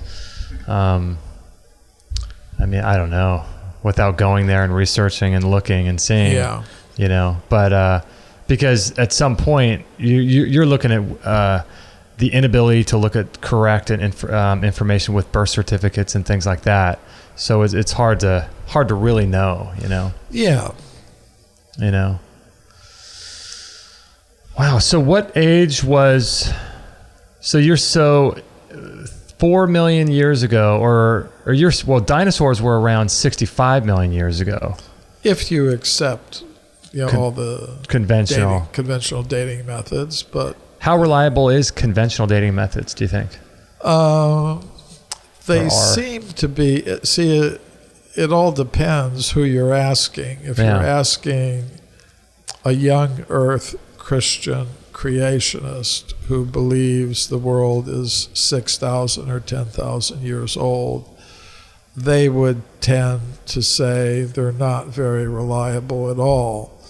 Now, maybe because the Vedic texts have a longer time span, involving millions and billions of years for the history of life on Earth, I'm not so motivated to critique the dating methods. Yeah. They seem to me to be based on pretty sound principles.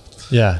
The known rates of decay of different radioactive elements. Right. But in any particular case, I think they can be wrong, say like radiocarbon dating. Mm-hmm. that's based on the idea that a living thing has two kinds of carbon in it, carbon-12 and carbon-14. The carbon-12 is not radioactive. The carbon-14 is radioactive. When an element is radioactive, that means it decays into the other elements. You know, the carbon will turn into something else. Right. At a certain rate, called a half-life. And the half-life of carbon-14 is about 5,000 years. So that means, like, say if something dies and it's got carbon in its bones, the carbon-12 will stay the same, but the carbon-14 in it will decrease every 5,000 years by half. So after if this is the carbon-14, it would go half, half, half. You know, by the time you go through 20 half-lives, there's nothing left to measure. Right. So it's every 5,000 years. Yeah. So you go through 20 half-lives. By the time you get back to about 100,000 years, there's nothing left to measure, really. Right. So that means that that radiocarbon method works to about 100,000 years.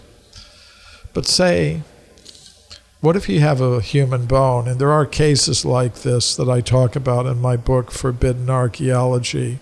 For example, some human skeletons were discovered at a place called Castanedolo in northern Italy in the 19th century by an Italian geologist named Giuseppe Ragazzoni. He found them in layers of rock that are considered to be about 4 million years old, you know, by modern geologists. Okay.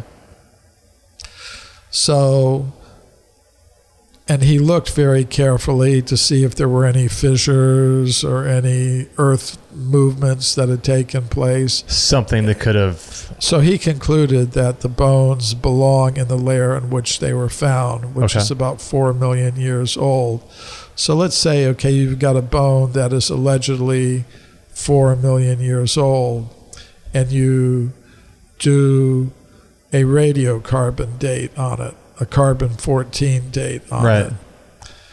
Now, if the bone is contaminated with the least amount of modern carbon-14, which can enter the bone through bacteria that are entering the bone, or through maybe in the museum the bone was treated with organic preservatives, and that does happen. Okay. So then when you do the radiocarbon date, even though the bone is 4 million years old, it will show an age of less than 100,000 years. So although the radiocarbon method is based on a sound principle, you have to take into account the problem of contamination with recent carbon. So sometimes people do that. Okay, you've got a bone you say is 4 million years old. Well, let's do radiocarbon dating on it, and they'll get an age of less than 100,000 years, and say, okay, your bone really isn't 4 million years old. It's 100,000 years old or less. Is that are there any other ways that can go further beyond 100,000 years? There's one method called the uranium series method, which is based on the decay of uranium to daughter elements. Okay.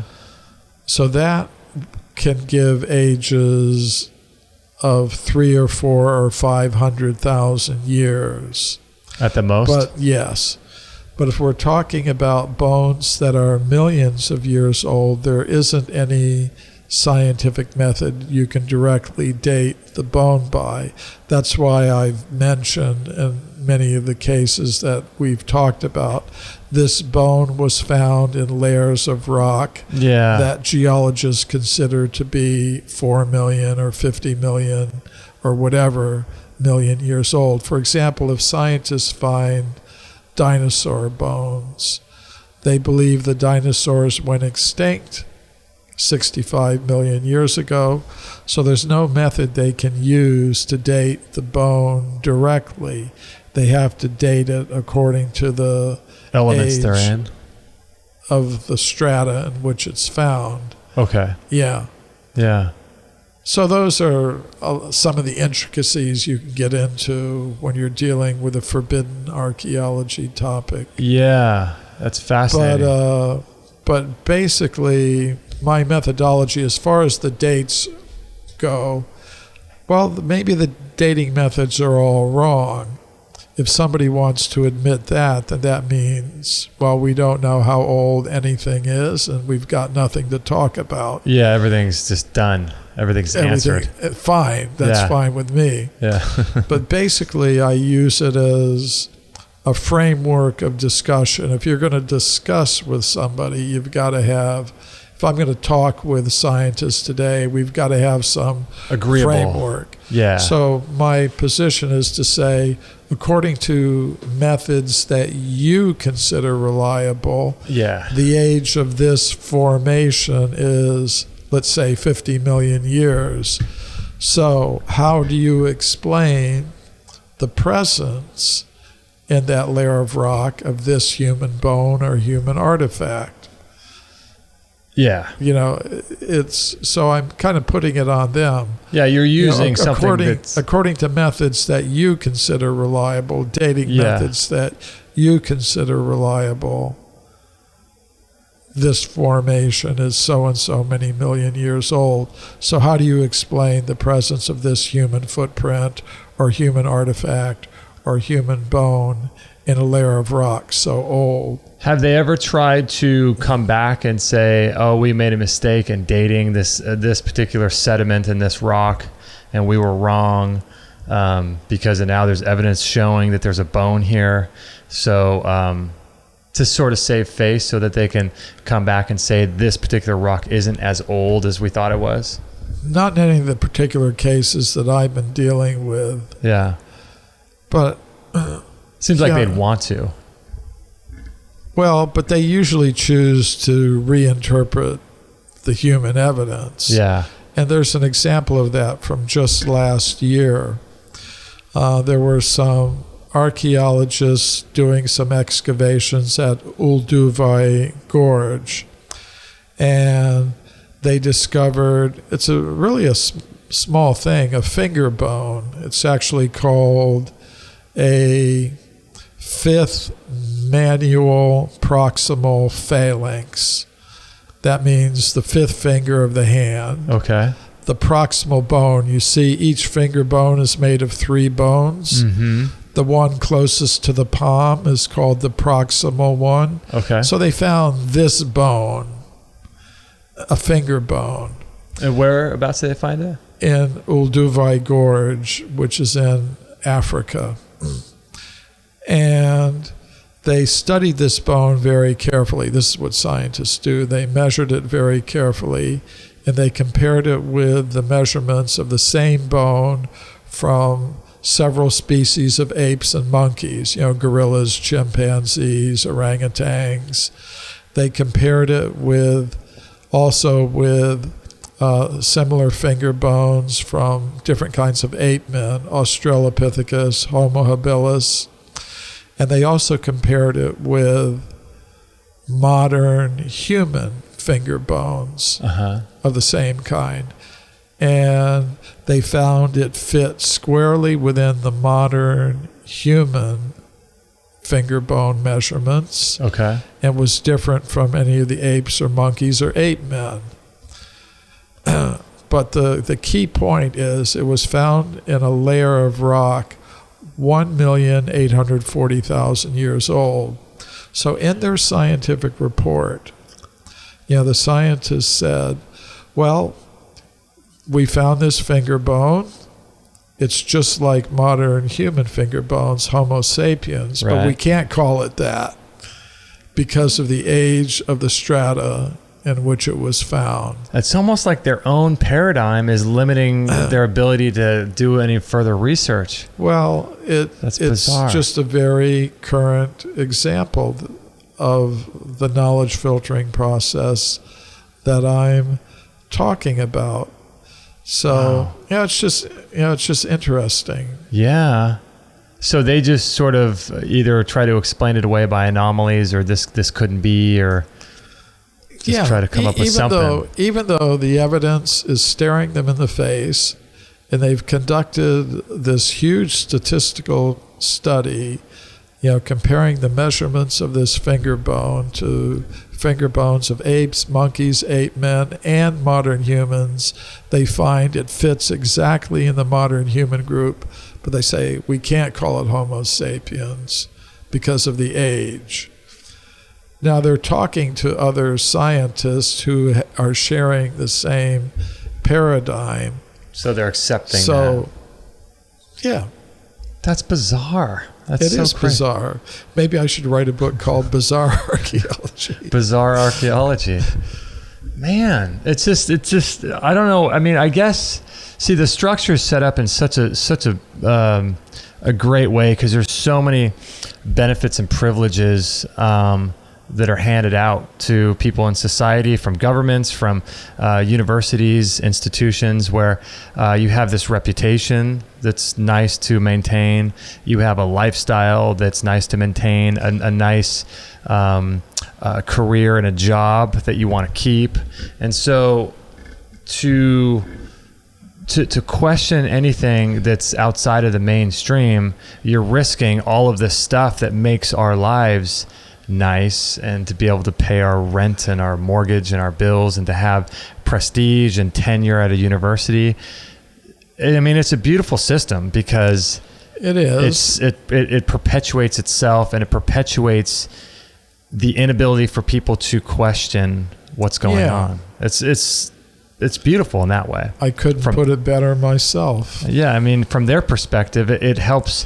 It's a self-perpetuating cycle that keeps people from being able to question the norm.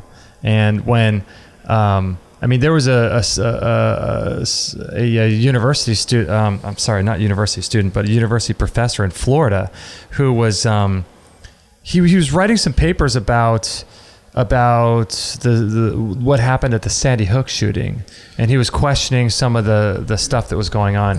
And he was a professor, a PhD that had tenure, and he thought because of the tenure that nothing would happen. And this was something he was doing personally on his private time. He wasn't telling his students anything about this, but they fired him. And so it's like it's just a great system that they have, to keep people nice and in line and not questioning really anything, Yeah. Just bizarre. So I think it's better to be completely outside of that, where you have nothing really to risk or to lose. Don't you think? Well, I feel that I can say anything I want, because I'm not subject to those kind of pressures. Mm-hmm. However, I could imagine somebody trying to work within the system, going through that whole institutional process of getting the training and a discipline, getting a PhD, getting tenure. All those years. And trying to push things a little bit in the right direction from inside. Of course, you'd have to be very careful to do that. But I decided, in my own case, when I started doing this research, I had a colleague, Richard Thompson, who I co-author, right? Yeah, he was my co-author of Forbidden Archaeology, and he had a PhD in mathematics from Cornell University. Oh, wow. And he's a co-religionist of mine, and I asked him, do you think maybe I should go back to school and get a PhD in archaeology, before, completing this work, which took about 8 years. He said, he advised me, and I think it was good advice. He said, no, it's not really necessary. You're writing this book is pretty much like producing a PhD dissertation with me as your thesis advisor. And he said, you just do the work and the work will stand on its own. Now, do you have people that are archaeologists and professors that don't, aside from what you're saying in the book, do they not take to it because you're not a professor or you're not a PhD? Is that a hint? Nobody has ever challenged me on that point to my face. So that's good then you didn't go through all that. Because I think it's not the easiest way to do things, but I'm able, even though, say, I don't have a PhD in archaeology, I'm able to present papers at mainstream archaeology conferences. Some of them have been published. I've been able to speak at some pretty high scientific institutions like the Russian Academy of Sciences, the Royal Institution in London, and others. So I've been able to have, now maybe if I had a PhD in archaeology from Cambridge or Oxford or something like that, maybe they'd take to it more. But I wouldn't be able to say as much, I don't think. Well, you might be able to, as long as you didn't derive your income and have your career be based around that. Do you think? But I think a lot of times, even for unrelated topics, you can be pressured within the academic system. It's so bizarre, isn't it? It's such a weird world. Yeah. But I would say, there are people in the world of archaeology students, doctoral students, graduate students, and others who write to me privately, and I try to give them whatever advice and guidance that I can, telling them how they can work within the system. Because in the world of archaeology, there are basically two groups. I call them the archaeology group and the archaeologies, plural group. And we talked about this a little bit earlier. Right. That there's, within archaeology, there's a group of people who believe there's one scientific, objectively true archaeology, my way or the highway, and that's all there is to it. Right. Whereas there's this other group who's more open to various perspectives in archaeology. They acknowledge, well, yes, there's modern Western scientific archaeology, but that's not everything. There could be alternative archaeologies. So I sometimes advise these students, when you're looking around your department, gravitate towards the archaeologies group rather than the archaeology group. Interesting. I think there could be a possibility of, you can have the renegades and mavericks like myself running around on the outside, and working with people on the inside who have to be more careful. How do you think about what they do? How do you think the whole thing is going to change? Do you think that we're going to need more people on the inside slowly pushing the envelopes combined with people on the outside that are doing the work that you're doing? Do you think there's a synergy between the two camps? I think so.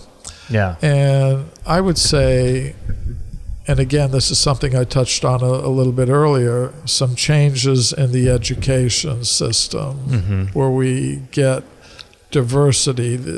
the actual diversity that's there represented in the public tax-supported education system.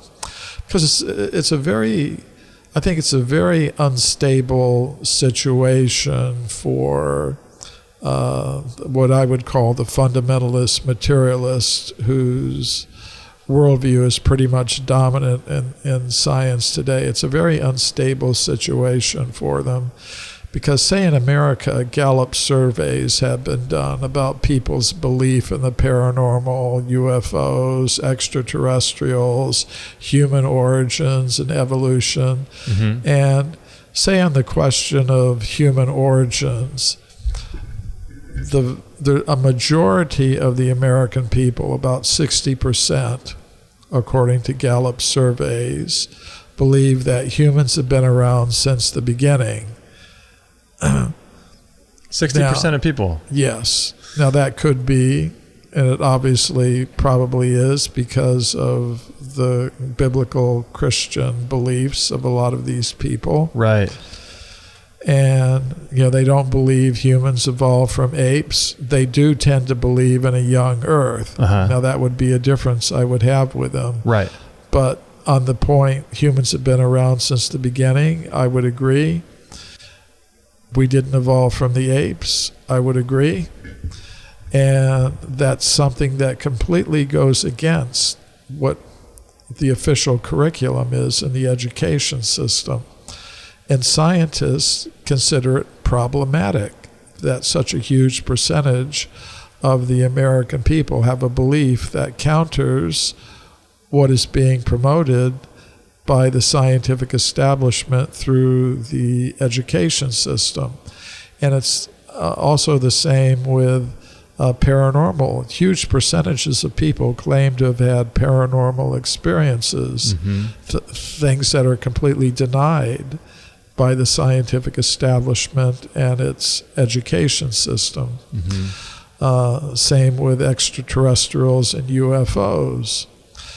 So it's not a very stable situation, I think, for the scientific establishment, to have such huge numbers of the people who are supporting them with their tax money.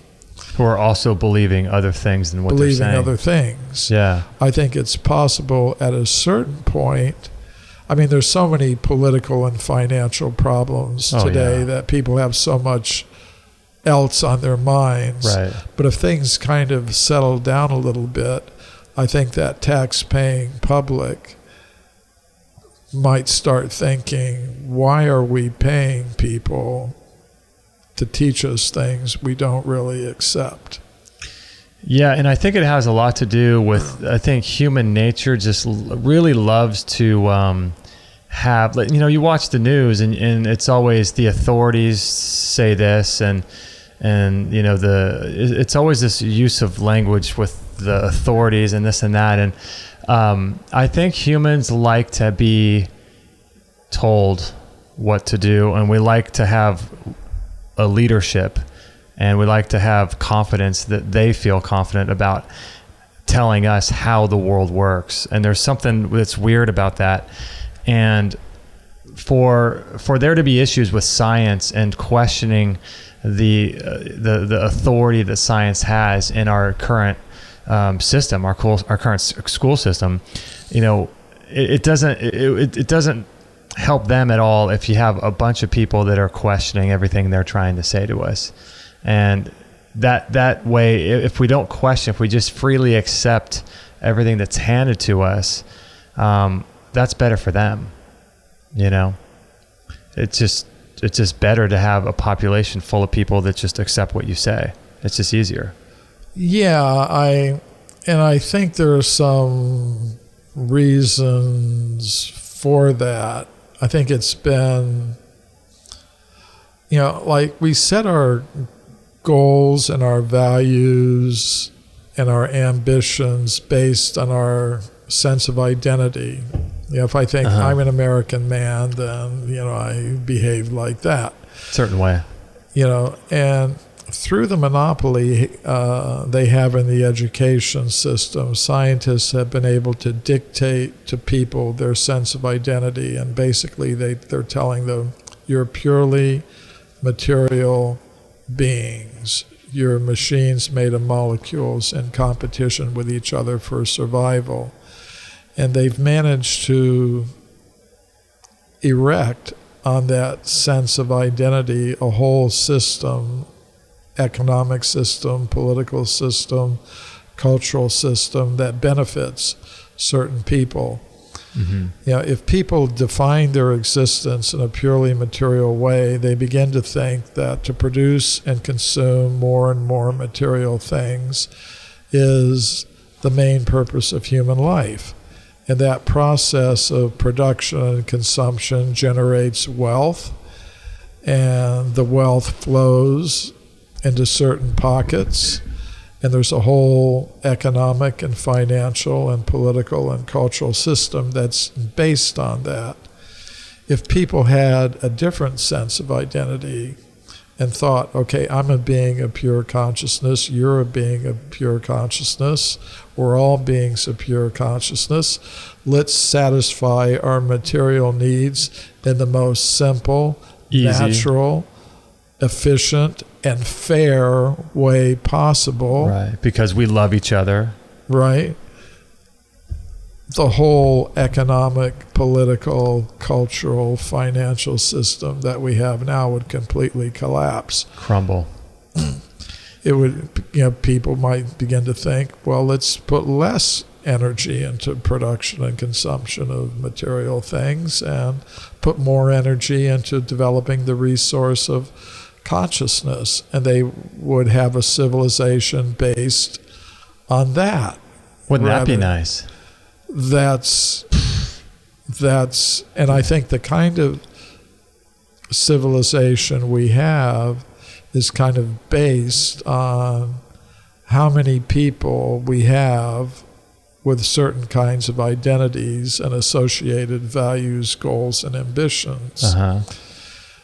So within the Kali Yuga, we're in the Kali Yuga now, right? Yeah, we're going against the kinds of things that we're talking about are going against the flow of the age. So the flow of the age of the Kali Yuga is one of increasing enlightenment and awareness and openness, or decreasing? Decreasing. But doesn't that seem to be the opposite of the way that things seem to be going with the internet and people waking up more now? Well, here's the thing. According to the sources that I'm inspired by, within the Kali Yuga, in the first part of it, there's a little golden age. At the beginning? At the beginning of it. Okay. And it lasts for about 10,000 years. It began about 500 years ago. And will continue for about 10,000 years. And it's sort of like what we could call Indian summer, like in, say, a place where you have a winter, a hard winter. During the fall, the winter starts coming on, the days get colder and colder, but you might get a few warm days. Although the basic trend is down, right? There can be a swing within that general downward trend. But then finally the winter will come. That's interesting. So I think we're in the middle of a period like that where there's an opportunity, although the general trend is down, there's an opportunity for people to shelter themselves and shelter others and try to increase the shelter that's available for as many people as possible. So during this time. How long did you say the Kali Yuga is going to be? 432,000 years. It started 5,000 years ago. Okay. It's got 427,000 years to go. I wonder what would happen. So let's say we're in that age of the sort of mini golden age at the beginning. Right. And so if it started 5,000 years ago, if it started about 500 years ago, this mini golden age. So at the end of 9,500 more years of this golden age within this Kali Yuga, do you think there's some sort of catastrophic event that happens on the earth, or how does humanity's lack of awareness become the predominant theme from thereafter? I wonder. Because the general trend is down, but there's a special opportunity now. But it's not an unlimited time. After that, the predictions of Kali Yuga are given in the Puranas, and people, their lifespan will gradually decrease. What does it go to? In the end, it'll be about 30 years. Whoa, that's crazy. Starting at 100 maximum. Yeah, in some places in the world it already is, 40 or 45. In Swaziland in South Africa, I think it's like in the mid-30s. Yeah. It's crazy. It already is in some places in the world. And then the deserts will increase. More and more species will grow extinct. In the end, humans may be reduced to cannibalism. So what happens at the end, do you think, of one of the yugas, like the Kali Yuga, if we have 400,000 or 427,000 more years? Is there a period like you were talking about where the earth goes dormant for a certain amount of time, where there's just nothing on the earth? At the end of the Kali Yuga, there'll be a transition to another Satya Yuga, golden age. See, there's cycles within cycles within cycles. Yeah. There's the cycle of 4 yugas. 71 cycles of 4 yugas result in a manvantar. It's a larger cycle. How do you say it? Manvantar? Manvantar. Manvantar. Yeah, it's a larger cycle. It lasts about 307 million years. It's composed of 71 cycles of the 4 yugas. 71. How do they know this stuff? That's crazy. It is. You're just asking. You're asking for details. So I'm giving them. Normally, I keep things simple. But if people ask for more details about the Vedic time cycles, I give them. So they wrote about this in what text is it called? The texts are called the Puranas. The cosmological and historical text of ancient India. How long ago were they written? They've always existed. The Vedic knowledge is always, they've always existed, but in different cycles, you could say they manifest in all the different cycles, but like at the beginning of the Kali Yuga, they were simplified a little bit. Okay. Well, it makes sense because this whole idea of cycles, that's more of a female sort of way of looking at life, And, I think we've lost that. We think everything's sort of linear in today's world, instead of cycles. Well, we're kind of familiar with cycles. There's the day and night cycle that we're all used to. During the day, most of us are awake. At night, we sleep. There's the cycle of seasons. We're used to it, but we don't really live by it these days. We don't, but it's still there. We're aware of it, We're still dealing with it. Yeah. Yeah, we do. There are different sports during the different... Yeah. There's basketball, football, baseball. Yeah, boys hockey. of summer and all that. Yeah. Women are more aware and in tune with cycles than men, just intuitively, and it makes sense. Yeah. But as a culture, it seems like we've just really been unable to live by these cycles or be aware of them, Yeah. Yeah, a few years ago, people were really talking a lot about the Mayan time cycles. Yeah. 2012. Yeah. Yeah. Yeah. So actually, I was during December 2012, I was on a cruise ship. I was a speaker. There was some spiritual group had put together a cruise to go down to Chichen Itza, one of the Mayan sites in Yucatan. And I was a speaker on this cruise. Uh-huh. I chose to talk about the Vedic time cycles. So I said, we're not scheduled for a devastation, so don't expect... FYI. It's coming, but not in December 2012. So during that whole time with 2012, did you just sort of kind of laugh about it?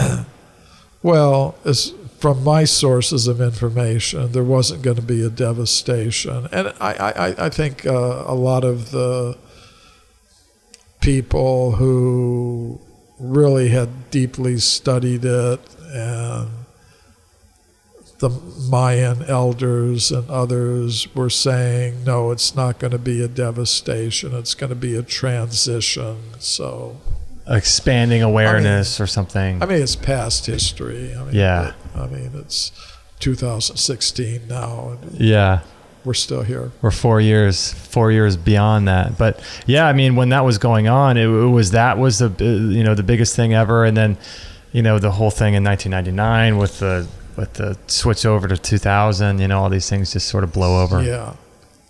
I think people do have a sense that there are periodic catastrophes, and they may get misled about exactly when it's going to happen. But I think eventually there are going to be such things, and they've happened in the past, and they'll happen again. What are your thoughts about the flood and the mention in the Bible? It's interesting. According to the Vedic sources, the Puranas, at the ends of the Manvantar periods, there's kind of a cosmic flood. Mm-hmm. That's the source of the devastation. Of course, it's different in some ways than the biblical flood.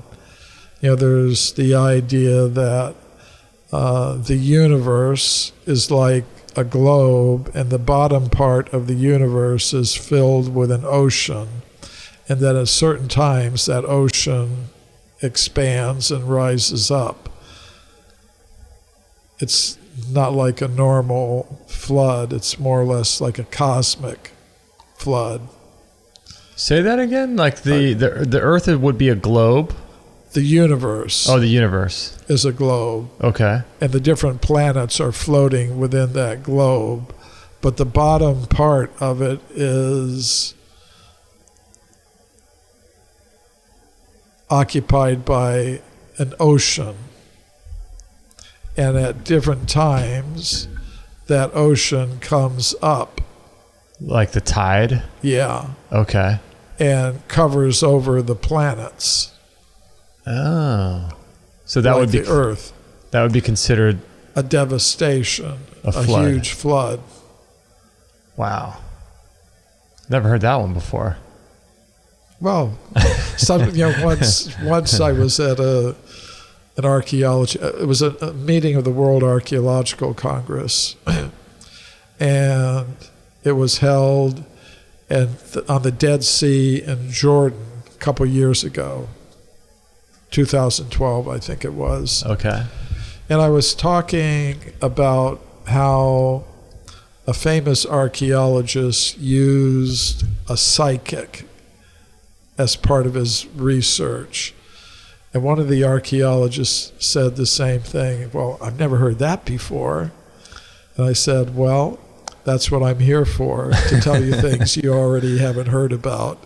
Otherwise, if I'm just telling you things that you know already, then what's the point? What's the point? Yeah, it's interesting with times, hundreds of thousands of years ago, it seems as if people were much more in tune with a psychic energy, or I don't know. It seems like people were more intuitive and able to understand concepts like free energy more, and higher level technologies than we are today, because everything is explosion energy, and we're not really in tune with our intuition, or I think today a lot of our technology today is our attempt to express through matter, through consumer products, which can be marketed and sold, abilities people once had naturally. Like you could say, maybe 100,000 years ago, maybe everybody was telepathic. Mm-hmm. Everybody had extrasensory perception. So there would be, they could communicate with each other at without a distance. Phones. Right. Whereas today, to kind of satisfy that basic need people feel. And why do they feel it? Because I think it's a natural ability they once had, this ability to communicate with people at a distance. And somehow we've lost that. It's still within us, and we hunger for it, but the way it's being provided is by big corporations selling it to us. Yeah, and then what they're doing to sell us the devices and the minerals that are used to create these devices, and the workers that have to jump off of buildings to kill themselves because they can't stand to make them. You know what I mean? So obviously it exists within us because we have the desire to create the devices that allow us to do it. Right. And so that makes sense. And there is, when you get into paranormal research, you do encounter studies that show that people have these abilities. Which is bizarre. Yeah. But if this is how everybody was living a long time ago, then they were just part of the norm. They were just part of the everyday crowd. That's right. Yeah. That's amazing. Well, I think we should wrap it up because I think we need to get you back to the train station. We have a few minutes. Okay. So if people want to learn more about you, your website's cremo.com. Is that correct? That's correct. That's a good place to start. Okay. And are all of your books available on Amazon? Or could they buy them right on your website? They're available if people want hard copies, I recommend going to my website. But my books are available on Kindle and other ebook platforms. Oh, okay. All of them? Pretty much all of them, I think, yes. Yeah, Forbidden Archaeology, The Hidden History of the Human Race, Human Devolution.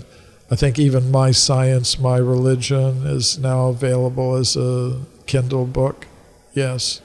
Is that your latest one, My Science, My Religion? Yeah. My Science, My Religion is the latest book of mine. That's for people who would be interested in how I present these things to scientific audiences. It's a collection of 24 papers that I've presented at mainstream scientific conferences about all of these things we've been talking about, especially the archaeology topic, kind of being very open about the spiritual element of it, but also presenting the scientific evidence. So that's why I called it My Science, My Religion. How do you think... Because I blend both of them. A lot of people try to keep them completely separate. Well, that's what I was going to say. People who are extremely religious are very much also consider science to be its own religion, and they're opposed to a lot of scientific facts. But then people who are scientists oppose anything to do with religion or spirituality. Are you seeing more people being open to both these days? Yes, even within the scientific community and even within the scholars who study science, like the historians of science and philosophers of science, they've been seeing that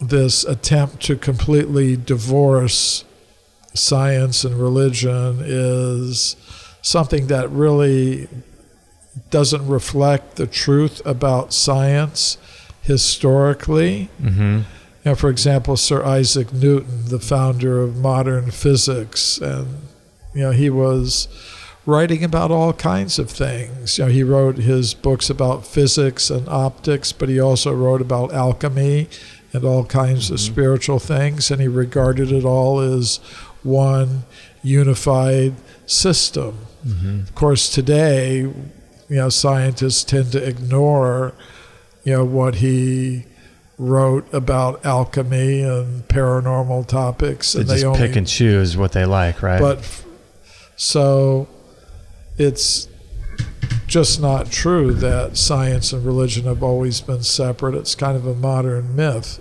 that they have been. And I'm an example of a person with openly spiritual inspiration who enters into the world of science, especially in the realm of archaeology, and I'm able to present papers at international scientific conferences where I integrate my science and my spirituality. So that book, My Science, My Religion, is a collection of 24 scientific papers where I do that. Another recent book of mine is called The Forbidden Archaeologist. It's a collection of columns that I write for Atlantis Rising magazine. So that may be a good introduction for people who aren't already familiar with the kinds of things that I write about, because they're all short, easy to read. How long is that book? A couple hundred pages, big print. Big print, so easy to read. Easy to read. So why The Forbidden Archaeologist? What's that? That's the name of my column. Oh, that's the name of your column within the magazine. Within the magazine. I see. Okay. Because I was known for the book Forbidden Archaeology, so I thought, what shall I call this column? Got to have something different. Notes from the Forbidden Archaeologist. Are people becoming more open to, that book that you wrote, Forbidden Archaeology, was that 1993? Yeah. So since 93, it's been 23 years since then. What's been the overall general attitude towards that work? Have people become more open to it, do you think? Well, I think people have always been open to an alternative archaeology. The book has sold pretty steadily ever since it first came out. And I would say what I have done is I've been able to introduce the topic into the scientific world. A little bit more. And the proof of that is, say, my book, My Science, My Religion, with 24 papers that I presented at mainstream scientific conferences. Now, I don't want to exaggerate, but they're just different ways to judge the impact of your work, or my work in my case. Right. And one is, well, are the books selling? Yes, they are. They're not New York Times bestsellers, but they are selling. They continue to be translated into more and more languages. In the past couple of years, I've been pleased to note some of my books have been published by publishers in mainland China. Really? In Chinese, which is pretty amazing. That people in China are reading about these things. So, and then another way to judge is, well, do I keep getting invitations to speak on radio and television? Yes. So I think that shows that people are continuing to be interested in topics like this. That's amazing. So your next talk is, you said, at the conference in Kyoto in September? Yeah, a meeting of the World Archaeological Congress. Wow. Is that going to be available online, do you think? I don't know. I mean, people could go to the conference website and see if they are going to have that kind of facility. They might. It's called the World Archaeological Congress. I think it's WAC 8. It's the 8th World Archaeological Congress. So it's WAC? WAC 8, WAC8.org, I think. Okay, so people can look that up. That's cool. That would be awesome if it was available on YouTube, if their YouTube channel was available. Yeah, I don't know if they do that, but possibly they might. I remember once at the last World Archaeological Congress meeting, they were having a big discussion about some of them were saying that the conference should just be digital. People shouldn't be flying from all over the world to meet. Oh, really? But I think people like to meet face to face. Oh, yeah. Especially within the community of this kind of people, these kind of people, when they want to meet, don't they? Yeah, of course you could say, well, you can meet digitally. Yeah, but that's no fun. It's not the same thing. I mean, that's why I like doing our interviews in person, because you get to meet the person and, right. The conversation flows and it's just easier. It's better. Yeah, we could have done it by Skype, but yeah. Not quite the same. Yeah. And you've done a ton of interviews, so and I have too. It's just the connection is just not the same on Skype. All right, so it's mcremo.com. That's my webpage. My books are there. There's a travel diary. There's list of upcoming interviews and lectures. Do you have a newsletter people can sign up to? Yes, if on the website there's an opportunity to sign up for a newsletter. Okay. And I also have a Facebook page. Yeah, I was going to ask you. Michael Cremo, It's Really Me. Oh, yeah, I saw that last night. Yeah, and it was interesting that it says, it's really me. Did you have someone impersonating you? Well, somebody on Facebook did start a Michael Cremo webpage, and it wasn't me. Really? And are they still running it? I think I asked them to take it down at a certain point, and I think they did. But there are all kinds of Forbidden Archaeology and Michael Cremo pages. That you never started. That I never started, so I wanted this one to be... something that's completely you. Yeah, completely me. Oh, that's cool. Okay, so there's links to that on mcremo.com. No, you have to go to Facebook for that. Okay, so there's no link to it. Okay, cool. Well, thank you, Michael, for being on the show today. I appreciate that. Good to be with you. Yeah, I really appreciate it.